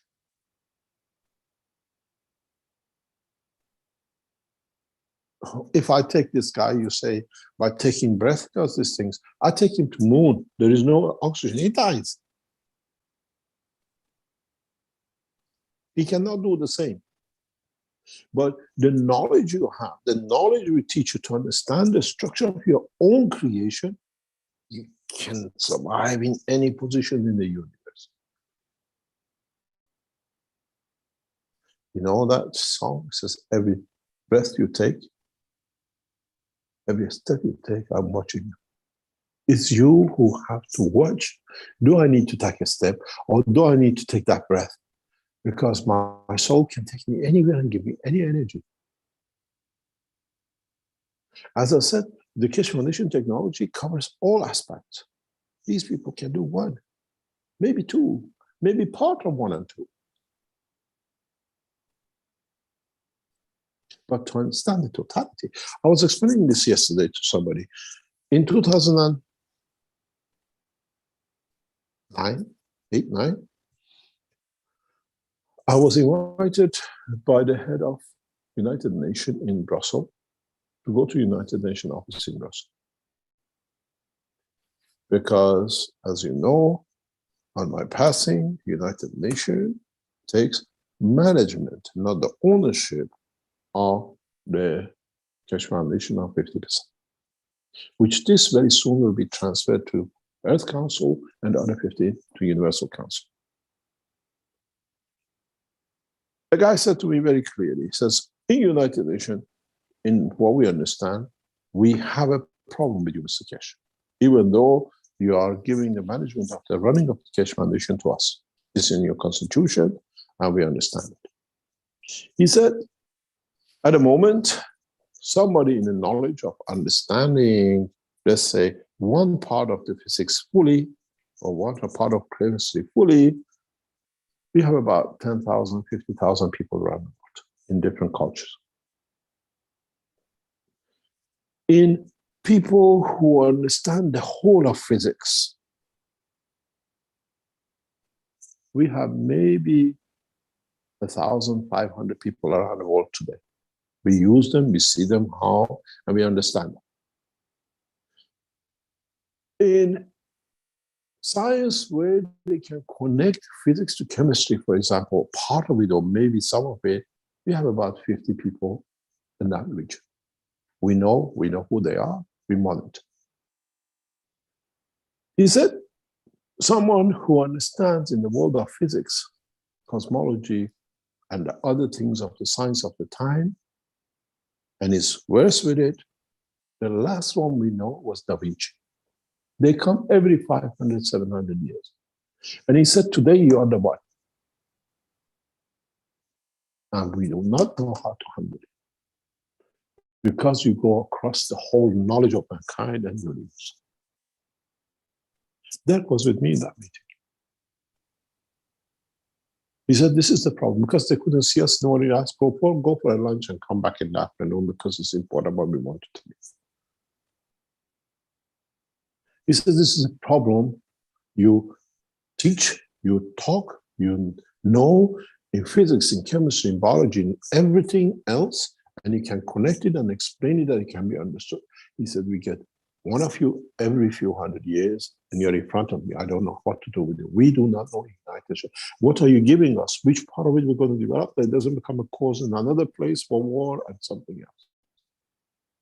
He says, this is what we have a problem to accept the Keshe Foundation, to manage it, because the knowledge is totality.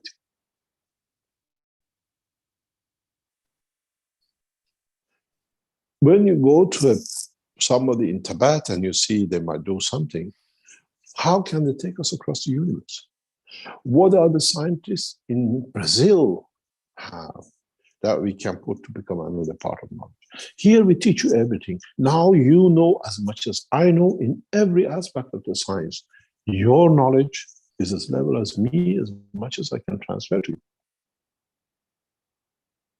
And I don't teach you how to change the bread. These people can do. Now you all can do if you understand it.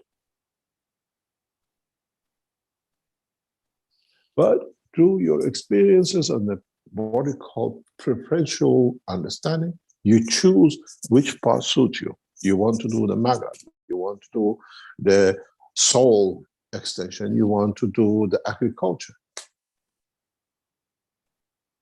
And the knowledge is there, but how far can, the knowledge is not anymore to the level of what I can achieve in agriculture. It's not what I can achieve in my soul, I can eat nothing. The game today is what all of us can do without depending on the other and another, to not only be satisfied on this planet, on this physicality, but in the others and other places and positions. You're teaching you the knowledge of the universe, not individuality of what could be. When you have it, you use it when you need it. And you don't need to do all of it because it's there.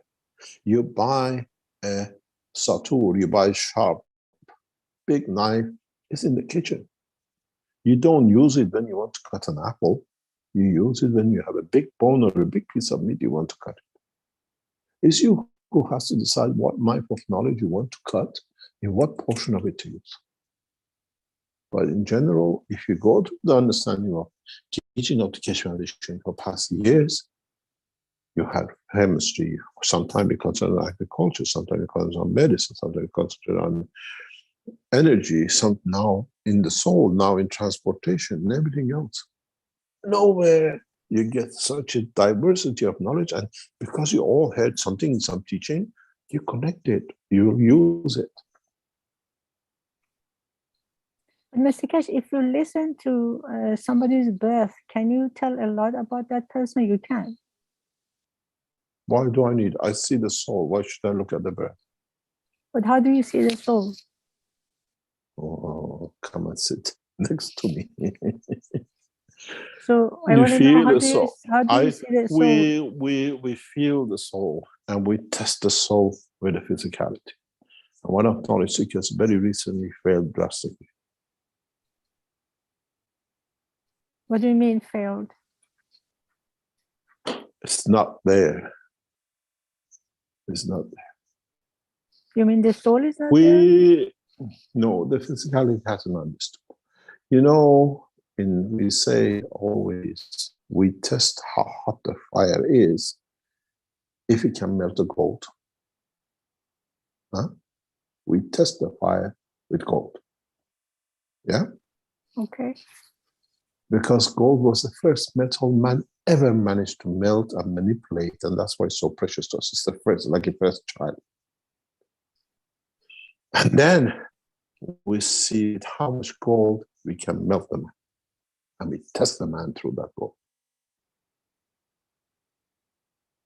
The greed of the man is the failure of them, be it in knowledge, be it in money, be it in the status and the rest of it.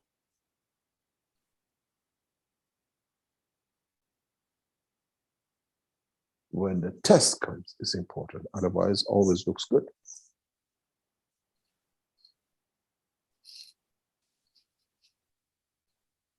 I cried for that soul this morning.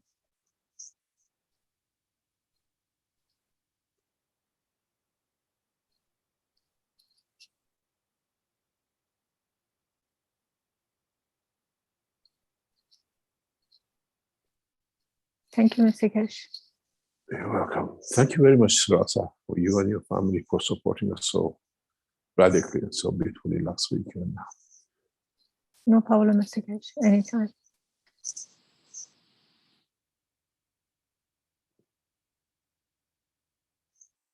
any other question? Okay, I'd like to address a question from the Q&A from Brazil through Cristiano. The question from Alexandra, who asks, whenever we are in contact with nature, in the countryside, at a waterfall, in those places with many trees, we feel a peace and a greater contact with the Creator. Here in Brazil, we have the Amazon forest, and we know its value and importance for the planet.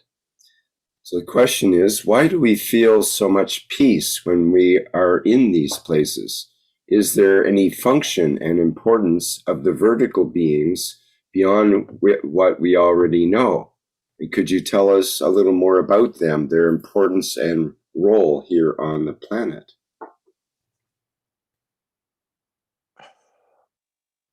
I think,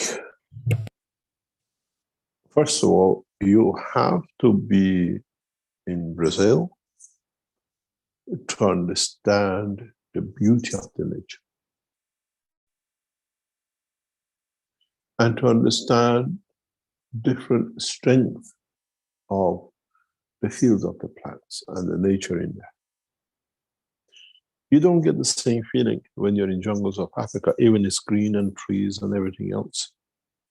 You don't get that feeling when you are in Central Park in New York, or you go to Hyde Park in London. Still, it's the same. Still, it's green and everything else. I lived and I've been in both dimensions. When you go to Brazil, the green, the color of it, the texture of it, the emotion of it is very different.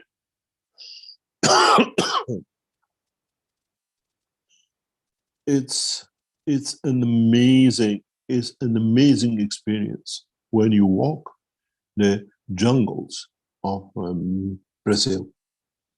You're in a different dimension. You're in a different, what I call, understanding of the nature, and you receive different fields of it. When you walk in Africa in the jungles, you feel the pain, you feel the suffering, you feel a lot of things in the jungle. Bleeds.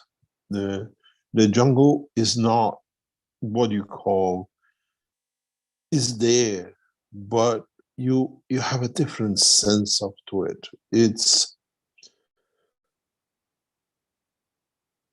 when you go to north of Iran, which is green by the Caspian Sea, you get a different feeling. But when we moved and we returned back to Brazil, I wanted to feel that this feeling wasn't wrong. It was something not just because of what we had the first time. When you go into the greenery, into the jungle in Brazil, you feel a dimension of giving, where the plants give freely because they receive everything so beautiful. The position of the jungle, the position of the place is amazing. And we are in reception of these jungles. We are in a very different strength in these jungles, in these places. When you walk in the environment of the Brazilian greenery, or what I call, it's an amazing place. It's green is not the same color as the green we know. Environment is not, the colors are not. And it seems that they supply the full spectrum of what our soul needs to expand, our soul needs to reach, to understand, and our soul needs to be part of. And it's amazing what you feel when you walk these, what I call, jungles of Mexico, Brazil. And the understanding of it, the emotion of it is different, because I feel these are, as I said, a spectrum of fields which we lack and we need and we want to receive. When you walk in Brazil, as you can see the pictures, these are photographs taken by us in our 2 visits to Brazil, where we hope that in the future, near future, will be the center of the Keshe Foundation in Brazil with the help of our team there. When you see it,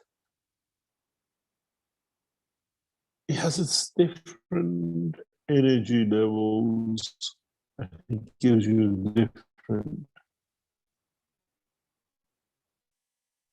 When you receive the energy, because they give it to you unconditionally and they take from you unconditionally. The structure of the spectrum of energies is amazing.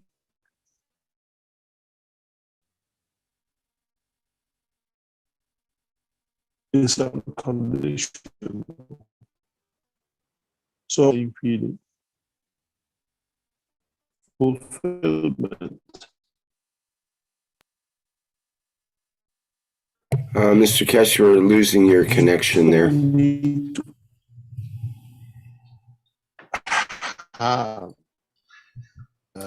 anything else, and you have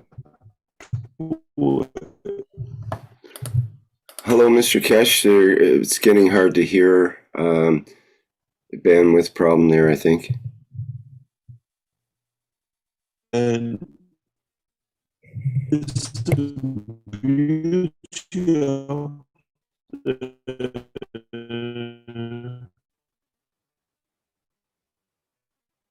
land. It's the beauty of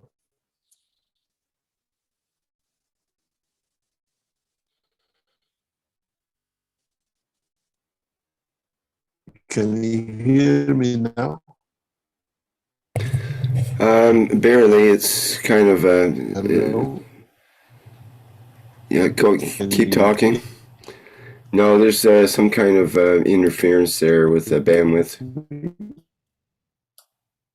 Can you hear me now?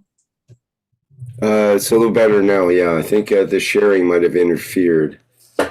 No, it's somehow our main center was tampered with.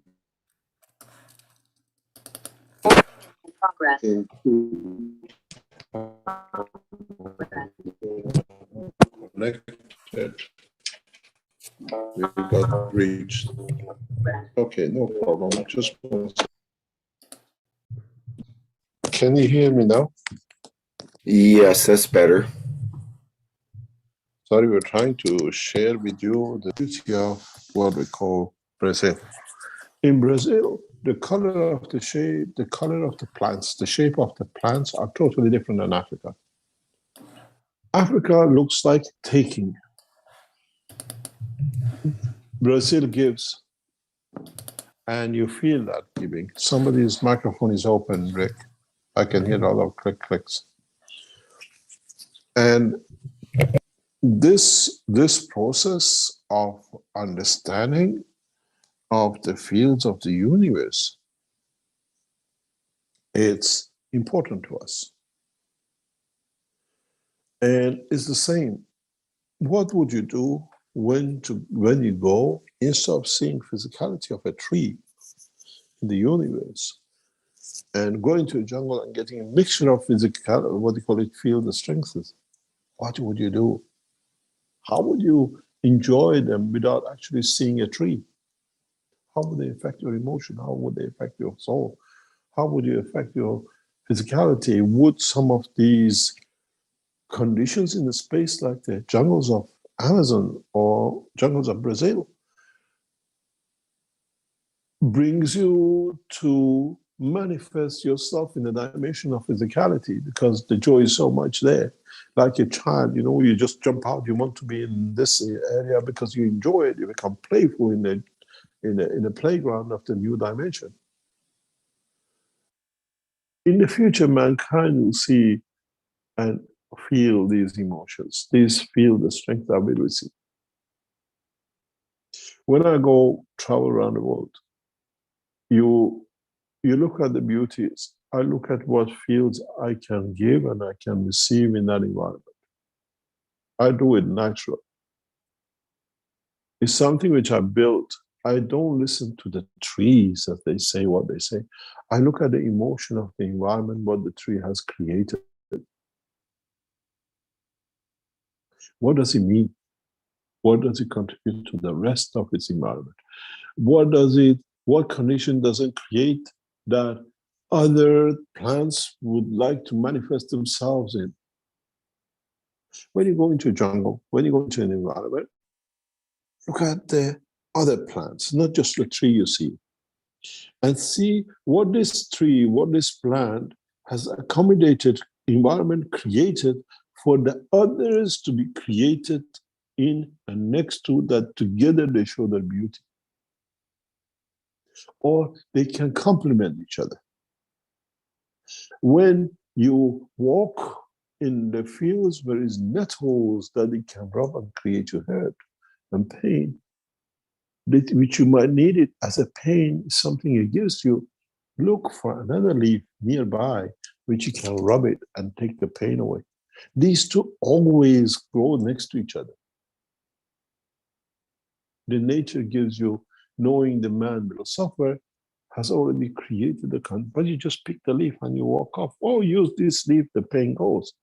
But you have to understand what the plant has gone through to feel the pain of the man. When he touches it, when he takes his energy from it, nettle is one of the things that we need more than anything else. It has so many cures in it. Queen Mary College in London for years ran a huge nettle department in research and development. What things they can, it's so important in university, allocated a huge department to the understanding of the work of the nettle. But the nature doesn't open a university research that. He feels the emotion of the man. When he touches me, he cries. He creates an environment that another plant nearby is there. I give you to take your pain away when I give you the nourishment you need. This is the way I look at the nature. Not that I go and I feel good in the nature. And it's the same in Brazil. You feel what we call environment gives you and how it does.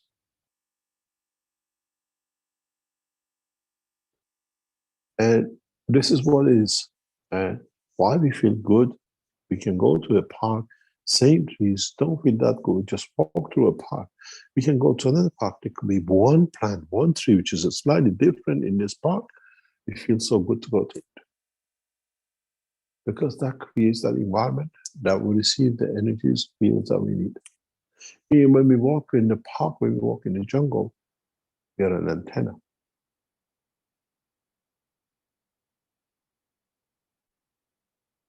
And we are an antenna, we are just given, and they take from us what we don't need. So we feel good because it's like just being fed, but in a different level, in a different spectrum. As I said many times, Brazil is not another beauty of creation. Every nation, every part of this planet has its own beauty, but Brazil and its jungles are amazing.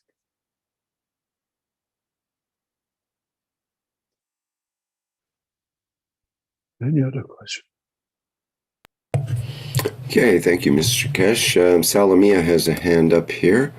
Perhaps she can go next, and then we have some more questions in the Q&A. Hello, everybody. Hello, Mr. Keshe. Thank you very much, Rick. Mr. Keshe, I had a dream with you and Queen Mary Foundation from Romania, who was a person which is a medical doctor who created this. And for this reason, I sent one email to the foundation and to him. And I'm interested if my dream became reality, and I hope that we will be able to cooperate in the field of health with this foundation, because this foundation is dealing with hospitals and health. And I have no knowledge of such a communication. It goes in the background with the Keshe Foundation. Yes, yes, I don't say this. Yeah, I will. Maybe I will call this person and I will ask directly. And now I am in direct line with the president of Keshe Association from Romania. And what is the Keshe Association? Who is that? Dragoș Ungureanu is a president of Keshe Association from Romania. Is an association who organized your conference in Bucharest. Yes. Do you remember? Yes. And Dragoș Ungureanu is a very knowledgeable person and kind. These things helps everybody and teach and these things has to be discussed at your level and the team each other. The Keshe Foundation in Romania is controlled or is headed by Marius. And anything you have or anything in that position, communicate with Marius, and we are aware of what Baba and Naga do, and it's very beautiful what they are doing. But if you want to get anything done between the Keshe Foundation and other ports and universities, you have to go through Marius, which has a direct access to the management of the Keshe Foundation decision making. Yes, he is in touch with Dragoș. So but it's I don't get involved. But if there are such a things, Keshe Foundation more or less has in key countries ahead somebody who looks after the affairs of the Keshe Foundation. And so get in touch with them, put them to do it. And if it is something big enough or something that we got to get involved, we get involved. And usually I don't see these things. It's done by head of the Keshe Foundation. Ella and Van Leen handle these kind of things. It's their responsibility and the team in the background. Yes, thank you very much. He already knows about this. When we used to talk before, I'll inform him 1 year ago. No, it doesn't matter. Leave it to them. Let them do it. Because we don't get involved. Thank you very much. Okay. Thank you. Yes, Rick. What's the next How question? is it, Aziz? Hello, Rick. Do you Yes. have another Yes. question? Hi. Yes, Mr. Can you Keshe. mute the other one? Yeah, it's muted now. We have an image that I'd like to show you first, and the question is from our chat here. Let me just get it up again. It's a bit back in the chat. Let me see here.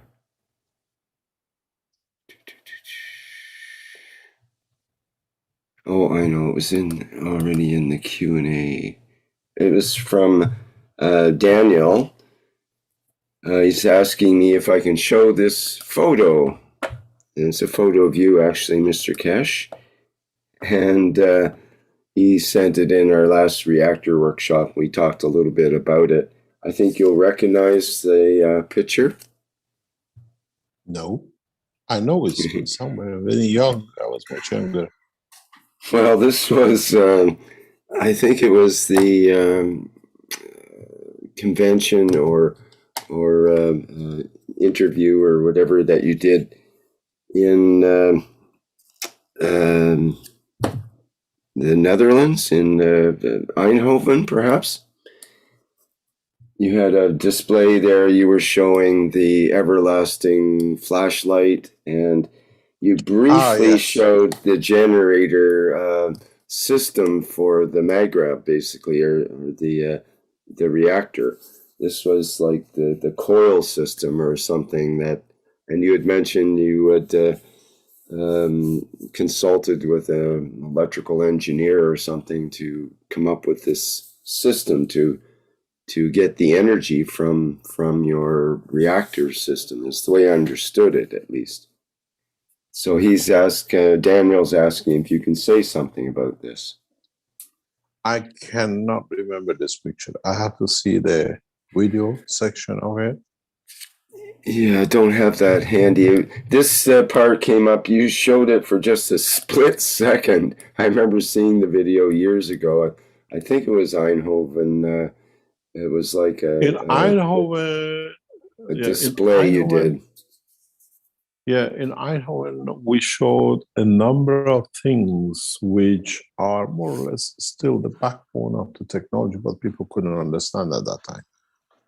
And Eindhoven was, in a way, that presentation became the backbone of showing the Iranian government's national defense power in space technology the following week. In this, most of you know by now, in this exhibition, we were supposed to show the first flying machine on 26th of November. And Belgians came to the house, 6-7 officers, and they wanted to see on the 25th, on a Friday. They wanted to see my system. I took them out, showed them the car. The guy said, "Do you have a flying license?" And says, "The car stays here." I said, "Well, they dilapidated the nation. Show us how it flies that we can use it. You don't have a license." And then they took all my nuclear materials. They put it, as I had a safe, as a nuclear physicist, I know how to protect the nuclear material. And they said, "It's illegal to have, but you keep put all your questions, we seal it, instead of confiscating it." This was deliberate damage. And then when we came to Eindhoven, we couldn't show. So very rapidly, we put a lot of things together because the tickets were sold. When we came to the exhibition, the auditorium was half empty. And I said to the organizers, "Why is it empty?" American embassy has bought all the tickets to embarrass you that nobody came. And some of you who were there, you remember it. And then the following Saturday, on the 3rd of December 2011, we show them that you have no knowledge. You, what I call illiterate, dilapidated nation, that you cannot stop a technology, we show its power. And on the 3rd of December, in the city of Ghent, in an exhibition, for the first time, we showed the Iranian nuclear-based power reactors. And I said, for what they did to us last week, trying to embarrass us that there's nothing, we'll show the power of this technology very soon to the West. On the 4th of December, less than 12 hours later, we captured the biggest American drone ever more sophisticated on the, what you call, Iranian territory, and landed it, and it went public. There was no more embarrassment. They bought 100 and 200, 300 tickets, but brought them such a shame that President Obama said, can we have our toys back? And from that day, Iran has been superior power in plasma technology, nuclear, and everything else. And this exhibition, and what the Belgium did, brought us to show the power of the technology. And even today, they're scared of what is in this level, Iran in development and processing and technology. A lot of hidden technologies was shown. I was so determined to show you cannot stop the knowledge. We showed the box of universe. We showed a lot of things that those who are on top level of science could understand. There is a change, there is something new. And then the following week, because we knew what they were doing on Saturday, 3rd of December, I didn't say anything. There was a conference organized by Peter, who then, because he was the same as me, very radical scientist opening, he was showing how the injections are creating what you call autism in children. The Belgian government took him to the parliament and tried to tell him he's insane and put him in the mental institute. In his auditorium, we showed for the first time the power of the, we showed the first time the Iranian nuclear reactors. Now is in the center of the exhibition, and then you see it freely. And I remember I never told anybody, I just got 200 black bags. We didn't want it to go public how this reactor shows, what it is. And I gave it at the beginning. I said to Peter, anybody comes in has to have a carry a black bag. And when they came in, many of you, I know about 100, 150 of them was total auditorium. The people were standing in the back and everywhere. They carried a black bag with them. I said, any telephone, any camera, anything electronic goes in the black bag in front of you. And the only person who refused to do it was Dirk, because he was reporting to his master, which we kicked out 2 years ago out of the Keshe Foundation, and to his government. And they couldn't say what it was going to be shown. And then we went, I opened the suitcases and we showed for the first time Iranian plasma nuclear-based reactors for space technology. And within 24 hours, we brought shame to the biggest nation in technology. They had the most spy and they wanted it back as a toy. This picture brings a lot of pain, how much we had to delay and suffer to bring the technology to mankind, to be, not to be in a position of wars, not to be in a position, but maybe man wasn't ready in 2011, 2012. But now man is ready. We made sure of it is ready.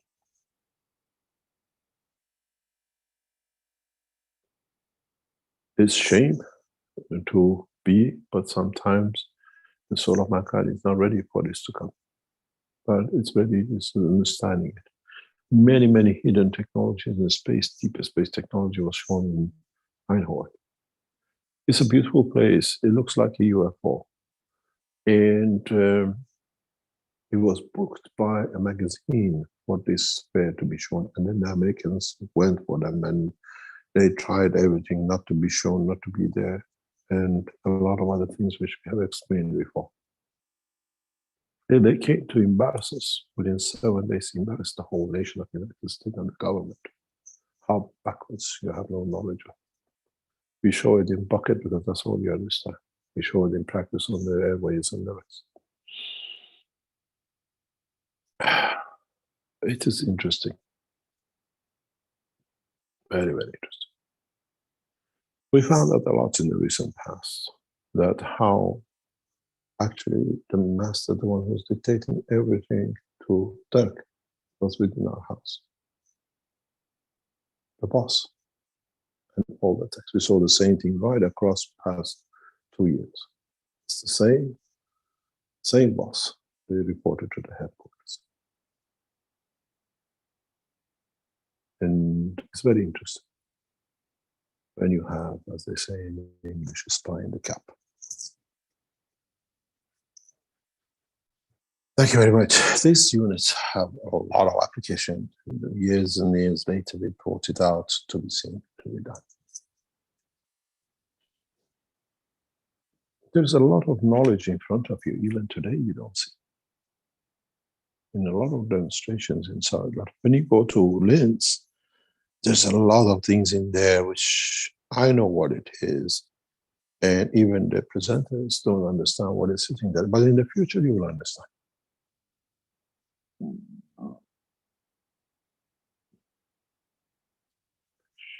You got to remember something very interesting, is that you have to understand where and what and how to tap into the universal energy.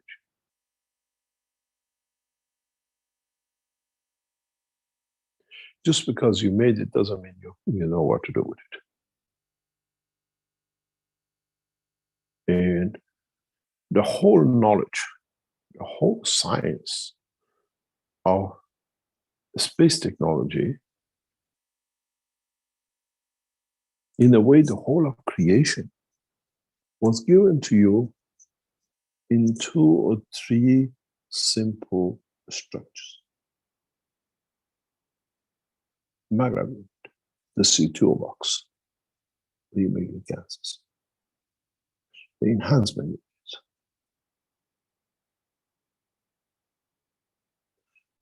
all are the backbone of the whole of the universal understanding of the movement, attraction, supply, division of the fields.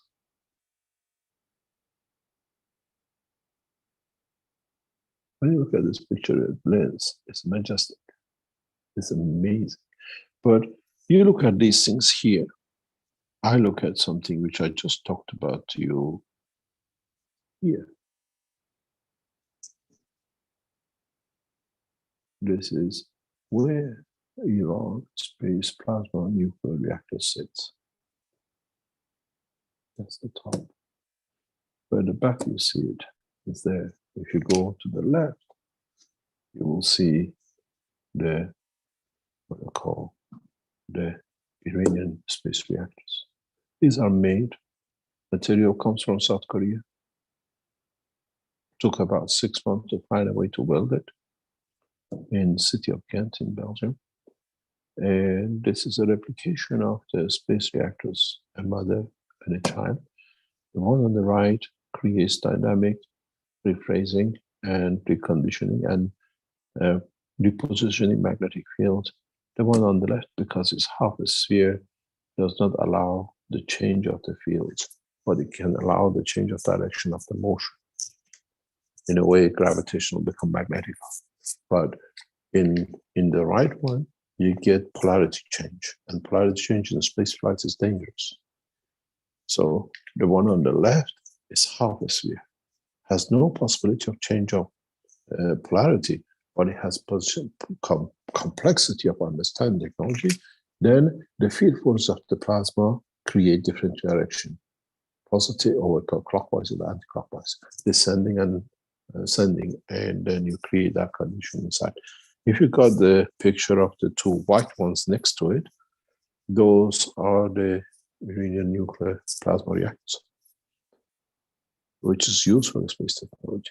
It's just next to it. It's on the same bridge.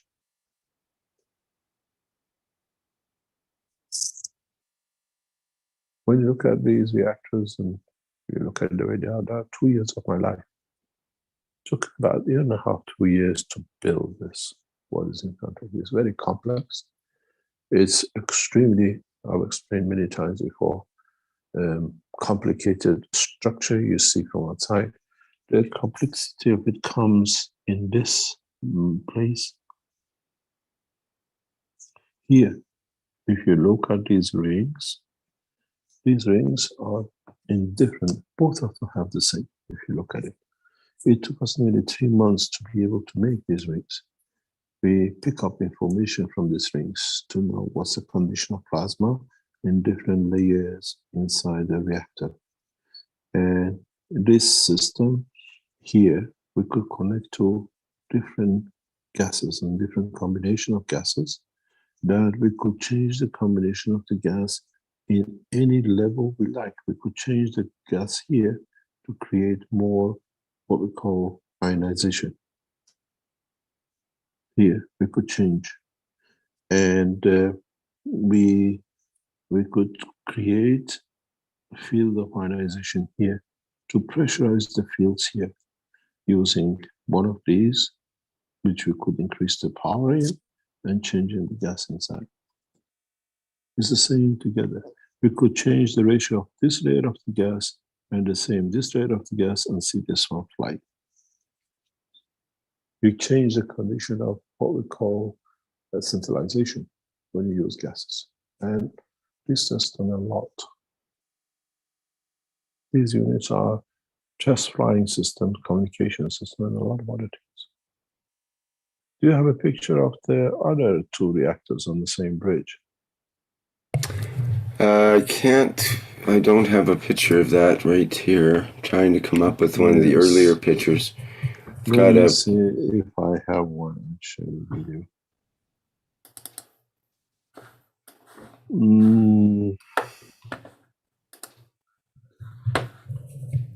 These reactors have a specific field radiation. The metal reactors do not perform as what we call the plastic reactors, because they absorb different energies. They create different conditions of the flight.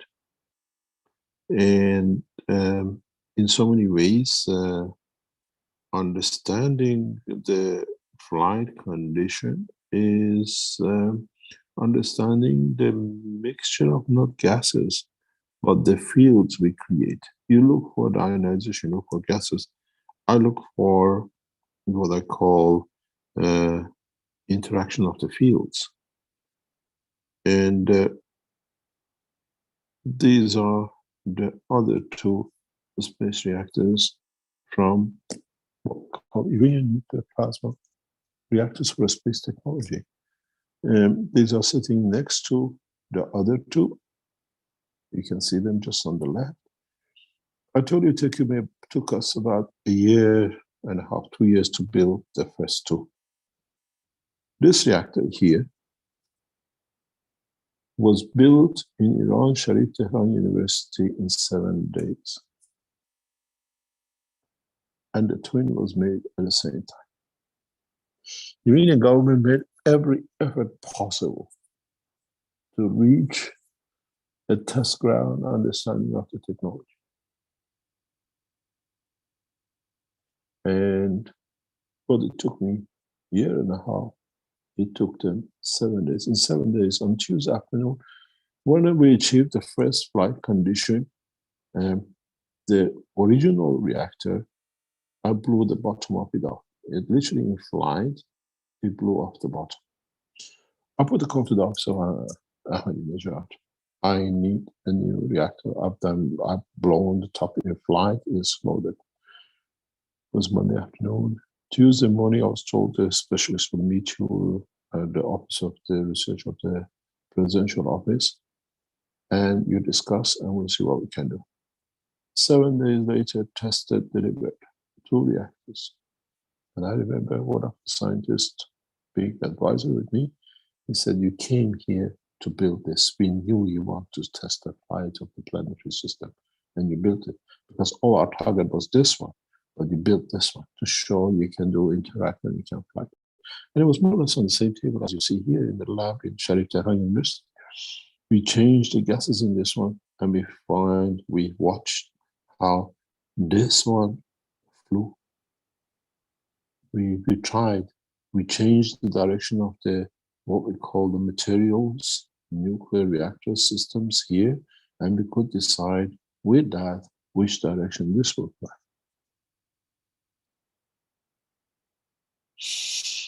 These are what we see as backbone of the present science in the space technology.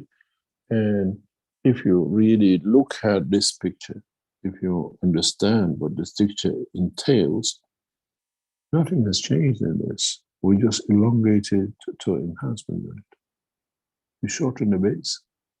Now, We extended the dome. And this is your enhancement. Nothing else. Principle is the same. Instead of putting nuclear radiation, and the governments can stop us now, we developed the space level fields that nobody can even understand it.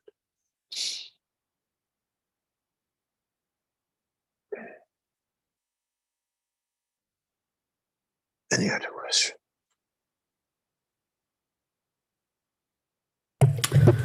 Okay, thank you for that background information, Mr. Keshe. We have a question in the chat here from Claudia. Two questions. From Brazil. One is, I believe so. From Brazil? Yeah. Claudia Friedrich. One question is in relation to a health class where you said that if we did an imaging scan of our cancerous bone nanolayers at the time of birth, maybe our cancellous, not sure what that word is. I pronounce it as a machine translated system. Yeah, some our bone nanolayers at the time of birth, we could replicate that during our lifetime, and we could live for thousands of years. Question is, does this kind of technology already exist? Would it be for all bones, and how could we replicate this as adults? We have passed this knowledge by what I call hugely with teaching of the technology in the dimension of the soul of the physicality and soul of the man. You don't need to do this.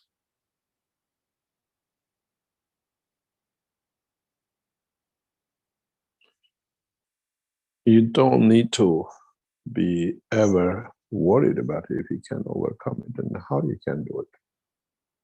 And you learn from it. You don't need to create these things. You have to understand now you have a much more deeper understanding of the science of creation. So you should be able to get it. Or use temporarily the gases till you create that condition and the flow of it.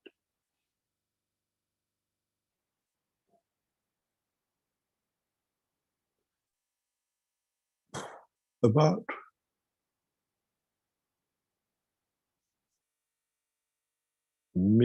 early 2010, or that time, 2009, 10, 11, I set out to show the beauty of, or the advantage of chemotherapy. Many of you have a problem with chemotherapy. Many of you have a lot of side effects.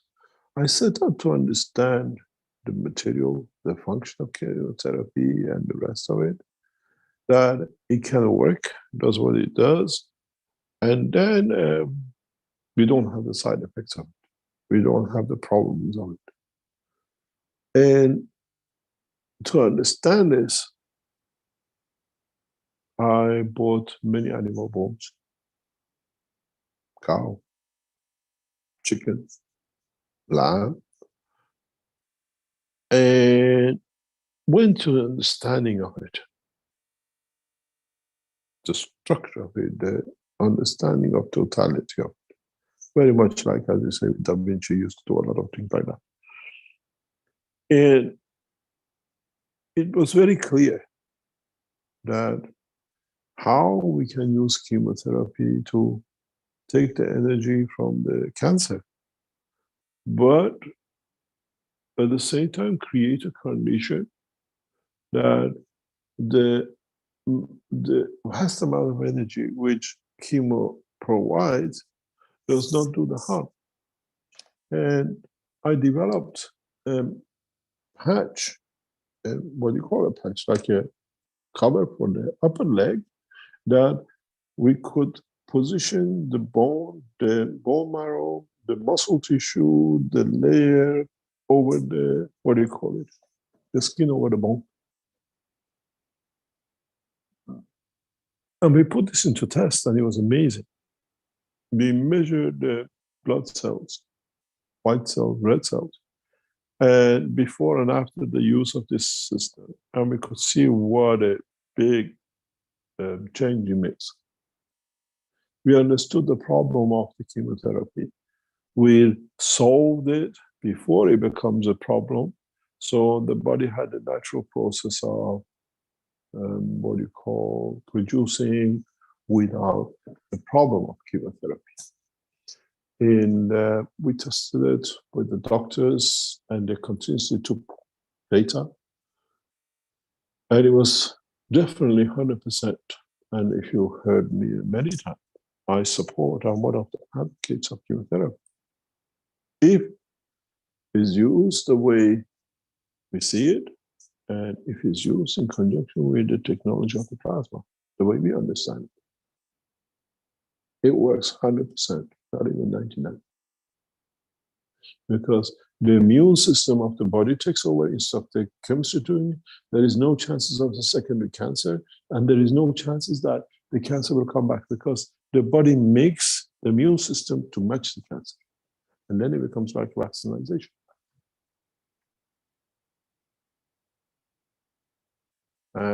People with this process walk a very, very beautiful life. They don't die of cancer. They might die of other things. They die of other things because we've seen them happening.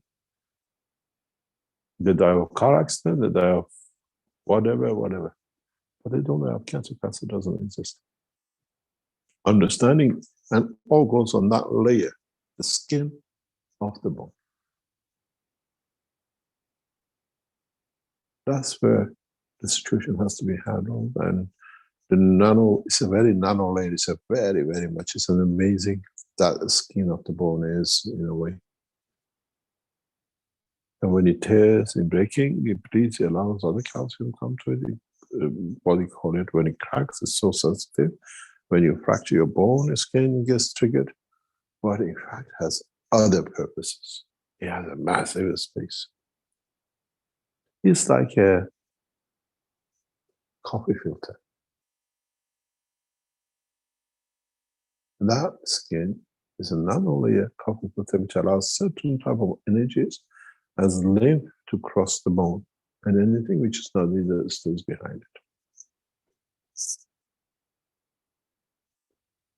If you understand this, we can play anything with more or less any disease. And we tested this with doctors in Holland, we tested this with doctors in,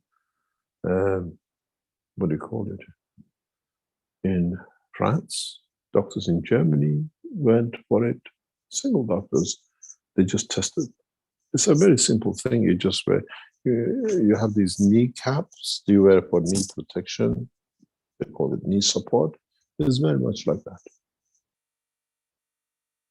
And actually makes the work of the chemotherapy instead of working over 6 weeks, and in 2 weeks you get it. And a lot of technologies in that sense has been built on the back of these experiments with doctors around Europe.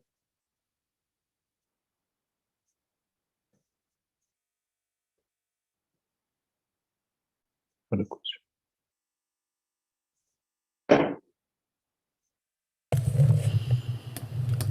Okay, thank you, Mr. Keshe. Let's see here. Let's go back to our Q&A. So, second question from Brazil, this time from Marco. Hello, Mr. Keshe, Rick, and seekers. The subject is what we call in ancient science the incorporation of spirits into physicality. Here in Brazil, in all cities, towns, and even in the Amazon jungle, there are people who incorporate spirits and use this knowledge for good or evil. The question is, how and when does this permission for souls to interact happen? Thank you for allowing us access to the plasma knowledge. Spirit is what we call the soul of physicality. And if you understand the fields which create it, if you understand, your microphone is open. If you understand the energy transfers, like the way we're talking about the jungles of present, then you can interact with it, because then you can add to it, you can take from it. And in a way, if you do, you get punished to take from it by your own dimension of your own physicality. This is what I always say. If the people you go to tell you the fortune and how to do things, why always they're the poorest, they live in the most horrible condition? Because they interfere with other people's life. They take from it because they think it's, and if you're so good, why don't you see a fortune teller where the jackpot is what number is for next year to become a millionaire? You don't need to earn $1, you get $2 there. The same as what Azar was saying that people in Tibet can do. Some people have an energy that they become aware of it, that it can interfere with the soul of physical. When all the physical energies come to interact and to balance the body of the man. And so it depends, you want to use it the right way or the wrong way. And Brazil is a good place for it, as you have access to a spectrum of fields due to your environment. And can be done. And somebody call it, they use the voodoo body of the whatever, the pins or whatever. These are all those who ever by accident came across it and use it the right way, they benefit. Those who use it the wrong way, they punish themselves. There's nobody there to punish them. And they create these conditions for themselves. Now we know this, what you call a spirit or sort of physicality, which is what your physical body holds together and operates. It's like a frequency. If you know the frequency, you can tap into it, you can always listen to it and add something broadcast on it. So, but your job is not to interfere. Make it available if the soul wants to elevate to use it. And more of you knowledge seekers, as you add to the knowledge, you become one of those in jungles of Amazon, because now you understand it. The same as many of you now understand the process of the creation, you can do what Christ did. Disappear and appear. Now the knowledge is there, we can understand it, we can scientifically explain it. And sometimes your spectrum fits in 2, 3, 4 lives, the rest you cannot do. So, but if you got 2 or 3 right, the rest you like. And you become a magician or magic. And I always put myself in these things to understand how these people work. I don't go to listen to them, but a few times, occasions in my life, I really go for it to see how they connect, how they understand what they do, or some of it's all fake and lies and the rest. And some people are very, very good at it. I was walking in the streets of Rome some times ago, 20 years ago, 1999, 1999. And the guy says, I want to read I want to tell you, because I have to tell you what I have to tell you. And he told me a bunch of things, and he gave me a couple of things. He said, use this, you need protection, and things going to change. And he told me a lot of things. I never met the guy. He put a stool on a sidewalk, as you call the American. He said, and I said, nothing, just talk. He knew everything. I was puzzled about my past. I never met a guy, and what the future comes. And a lot of things he told was more or less accurate, and what he predicted was more or less accurate. Because it's amazing how we get to it. I had the same encounter in Toronto in summer. For those of you who live in Toronto, we have these fairs or whatever. We walked in the street, it was hundreds of them sitting, telling tarot cards or what the fortunes or whatever. And my sister said, let's sit down and have a good laugh. And that was another amazing experience with this woman who was studying.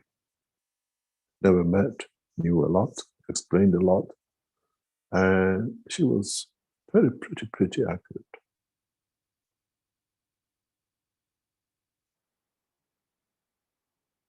And none of it was, oh, you become a fortune. It was very precise to the name, to the place, to the thing, which nobody. You can have, if you have a bigger dimension, you can interact with more, and it comes from the teaching of today. If you understand it, you can interact with every single soul across the universe, not just man. If you understand how the universe communicates, as one called it, if you go on the internet, called the horse whisperer. The guy understand the language of the horse, understand the feeling of what they want. So if you're a soul whisperer, you can understand it, but if you understand all of it, it's important. And we teach you to understand all of it. And one of the cornerstones of it is detachment. Because if you detach to it, then you lose it.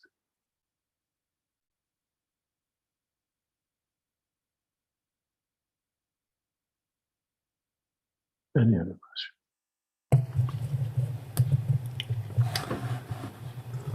Well, I did find the video with you and the reactors. And also, I was sent a link to the facility in Eindhoven, which is, you mentioned, it's a sort of a saucer-shaped place. Yeah. It is a beautiful place. It looks like a UFO. And I know this place from childhood, more or less. I've been connected to Philips, and Eindhoven is a home of Philips International. Mm-hmm.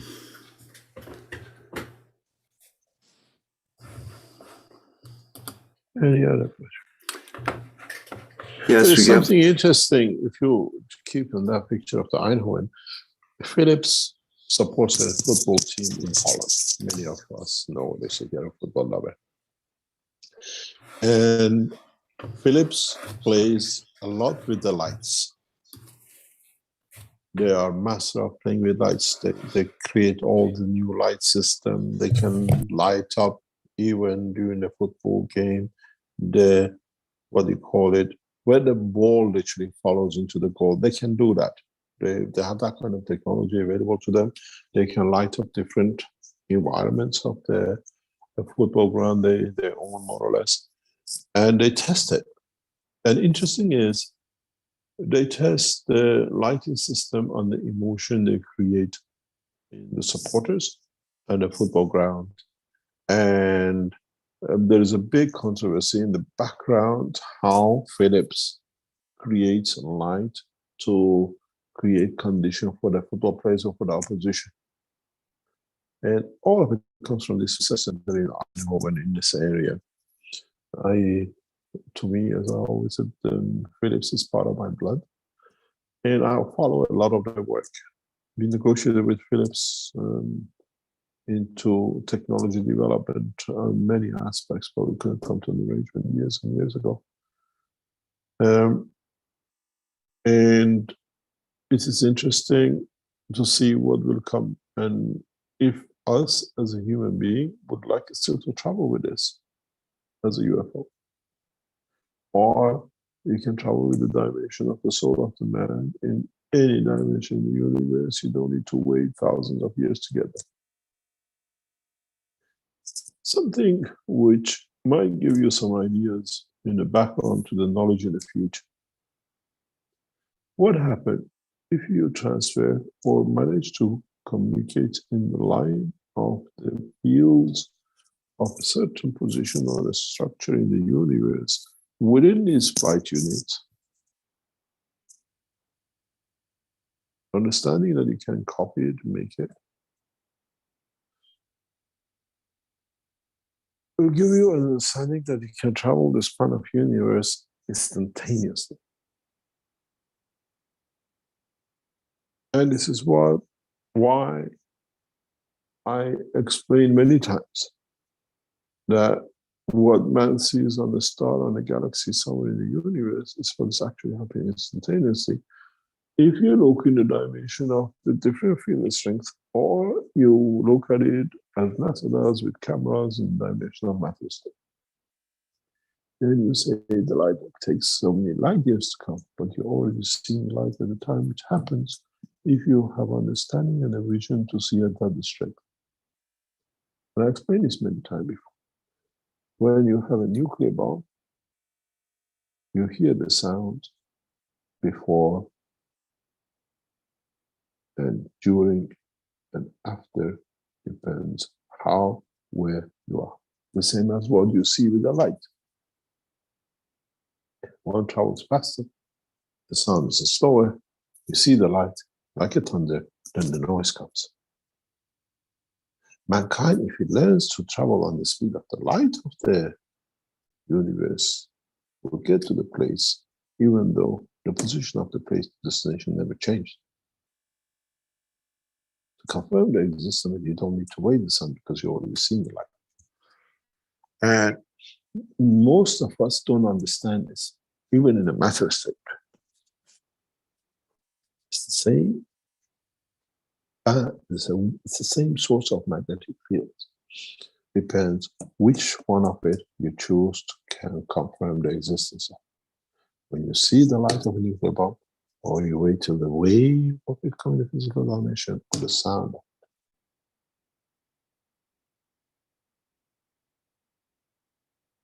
it. And this is what our scientists have to understand. The position of the bomb drop hasn't changed. It's us who determines by what we accept as a confirmation to travel to sleep. When you go to Idaho, this Idaho is one of the beautiful cities of Europe. It's made more beautiful and beautifully done by the Philips International. Keep it one of the beautiful cities of the world. When you have the money the way they have, you can do anything you like. Any other question? We have a few GANs questions here. First one from Dan in the Q&A. If I put a CO2 GANs into a CO2 reactor in the same way as the CH3 reduction to get the tritium GANs, would the remainder be an oxygen GANs? I don't know how you mix it.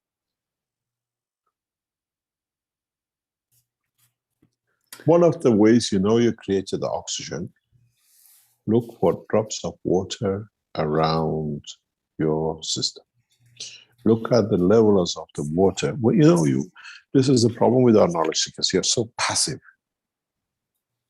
When you fill up your gas, the CO2 box to make, mark the water. See if that the water level always stands at the same level, or does it rise, or does it go lower? Traditionally, it has to go lower. If you put your gas system on a table and the water level doesn't change, and put another bottle of empty water and you see that changes, reduces, so it must happen to this one. So if it doesn't happen, it means you're producing water. You're producing condition that the water can hold. See if your water level in your box where you're producing the gas and the water level in the box which you're just putting in the room stays the same. And some of you see reduction because it means you haven't created the condition of the H2.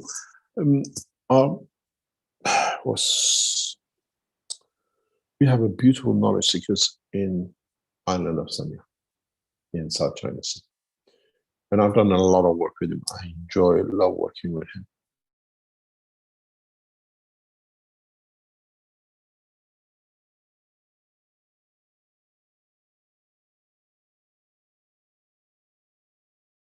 Oh, you say these were not there. I showed him a construction. And I said, now do this, and you see. And it took him about a few days to make that construction in the garden, in the, what do you call it, on the pathway. And it was there for months, this. And he said, why don't you teach this to everyone? I said, why should I teach? They have to understand to do it.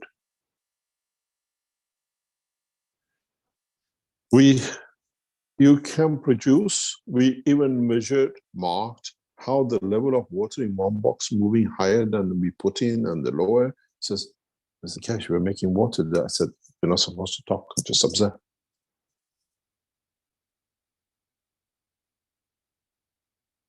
I love living in South China Sea in Sanya. It's one of the most beautiful places on this planet. It's gorgeous. And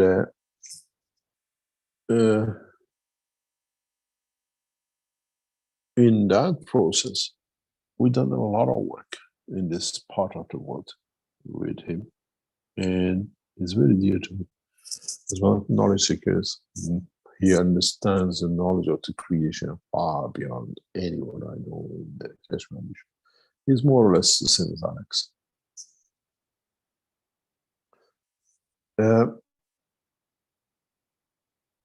And you have to understand the field strength. You have to understand the condition of the accessibility of the fields where you want what to create.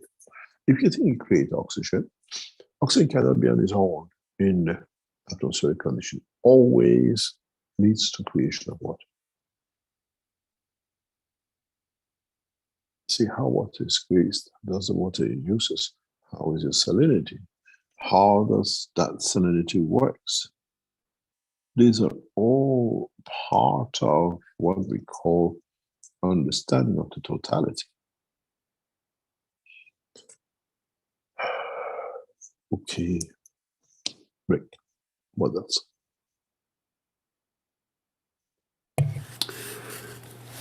Okay.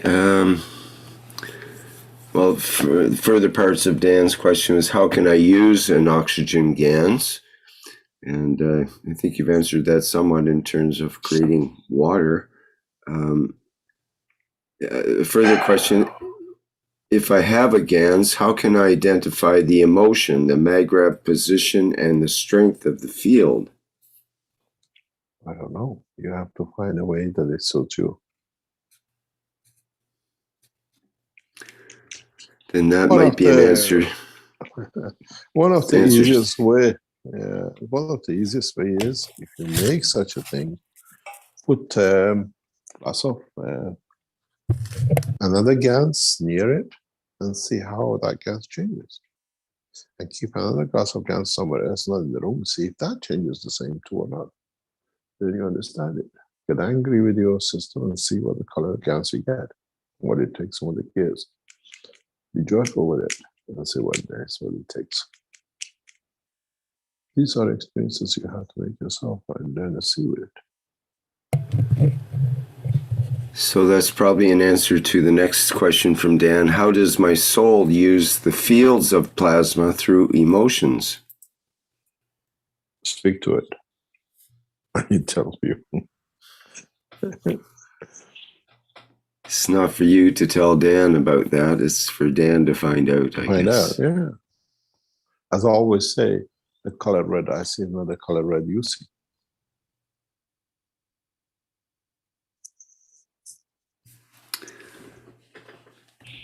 So Dan goes on with another question. If I use alcohol in the CO2 reactor instead of water, you get a drunken GANs. Then what if I use citric acid? I don't know. You make it alcoholic one, but you have to test and see what you get.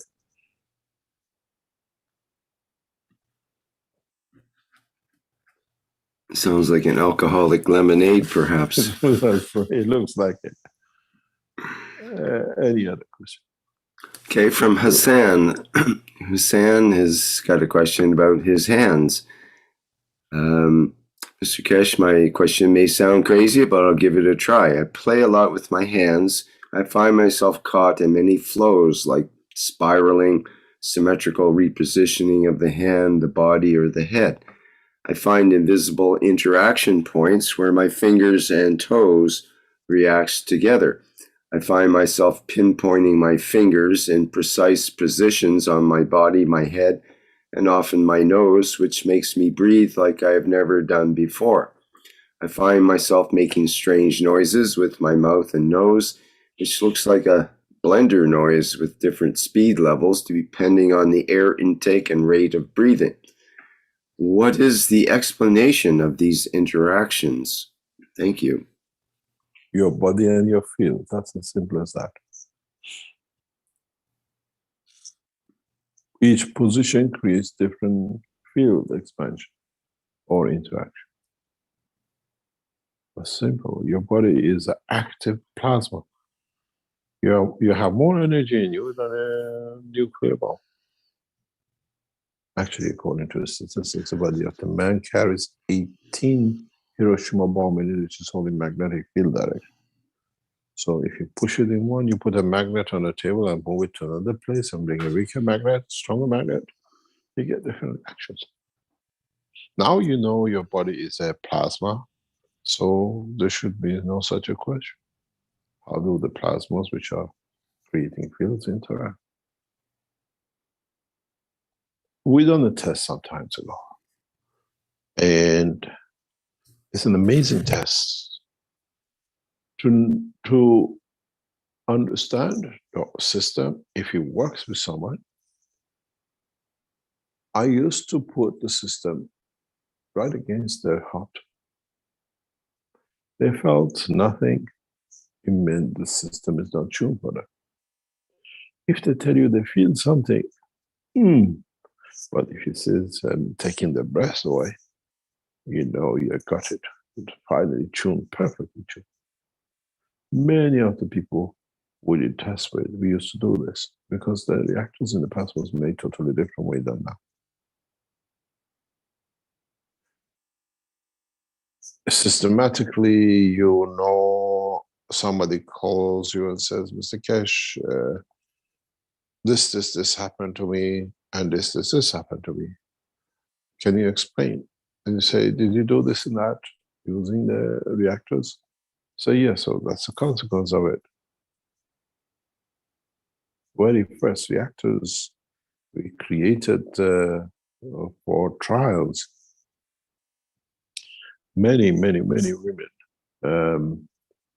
which gone their menopause 10, 20 years down the line, they got it back and they were shocked. Mr. Keshe, I just got my cycle back. I said, you wanted to be young. You wanted to recover from whatever it is. This is what it does. We enhance the body. And I always used to say to the husband, be careful, grandpa doesn't become a dad. We change the emotion. Now we see it. We see the cycle in many old people that they regenerate because of the intake of foods and other things which they are involved in. And it happens to a few, but if you understand there's a system behind it, you can do it. But do you want to stay that active? Do you want to still creating children at the age of 80, 90, 100? Why not? If the body is there and the physicality to support, why not? You have to find the energies levels and what it fits and what it suits. Any other question?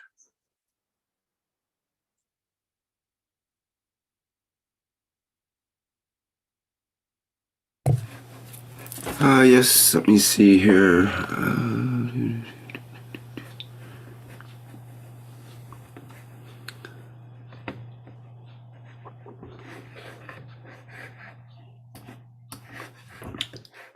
We have a question from Andrew in the YouTube who's got a nano-coated coil that he put a GANS coating on 2 or 3 years ago, and now the whole system is dry, and he wants to know whether to re-nanocoat the coils or Why use do them. re-nanocoat? I don't understand why people re-nanocoat something.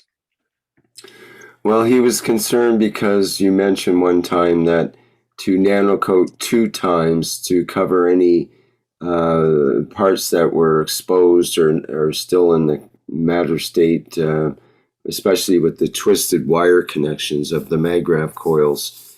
So that's at the beginning when you do something, not years down the line. Right, and you would do that before the GANs and amino before you get acids. involved, yeah.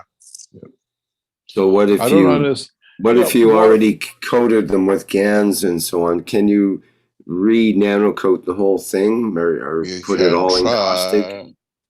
You can try. You'll see bits coming out, some falls off. It's like because the new skin of nano layers grow up, the top might crack and fall, and the rest of it, yes.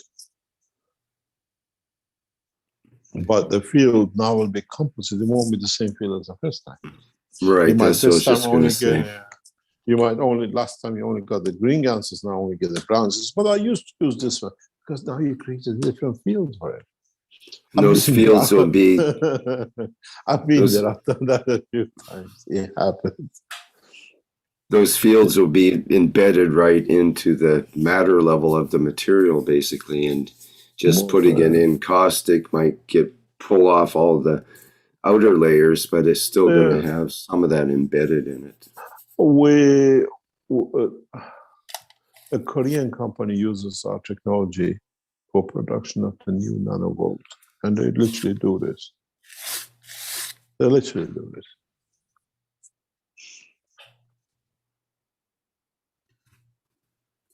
Any other question? You see, you have to understand the science of creation. Then you can make any material for that time and place in the space. And you can always repeat it. I've said this a few times before. When I went to SCK, Belgium Nuclear Center, and they wanted to see the liquids I make. That's all they were interested. So I made them 3 different liquids, and I gave them a Coca-Cola bottle. They wasted all of it. They said, can you give us some more? They wanted to see if I can replicate.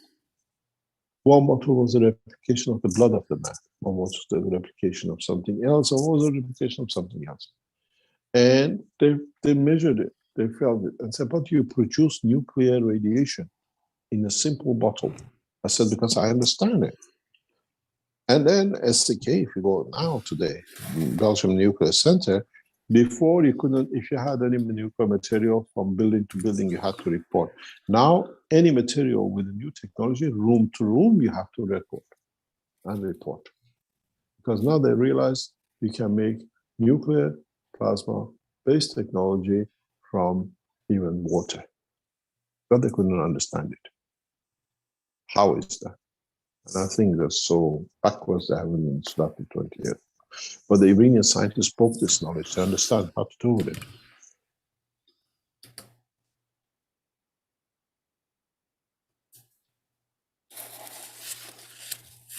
Shall we call it a day? It's nearly 12:20. Sure, yep. Yep. Thank you very much. Thanks very much for today.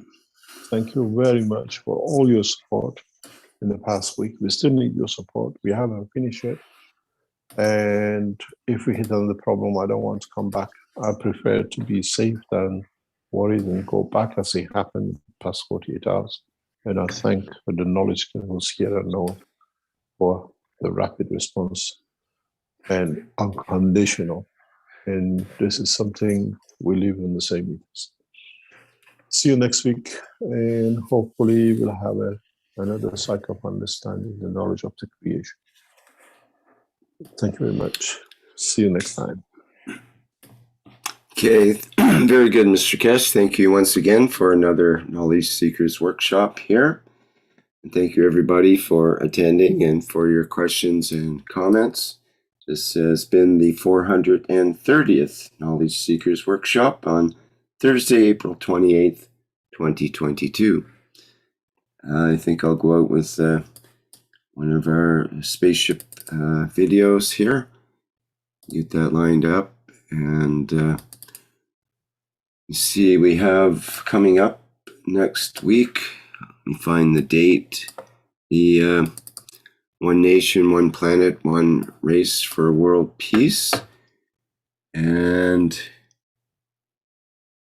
we will be into May then. It'll be May 3rd, Tuesday, May 3rd, starting at the 4 p.m. Central European Time. And we look forward to hearing from members of the Universal Council in that meeting. People are welcome to bring their problems to be solved in the sole way that the Universal Council does. Okay, let's go to our last video, and we'll see you all in the next public teaching workshop.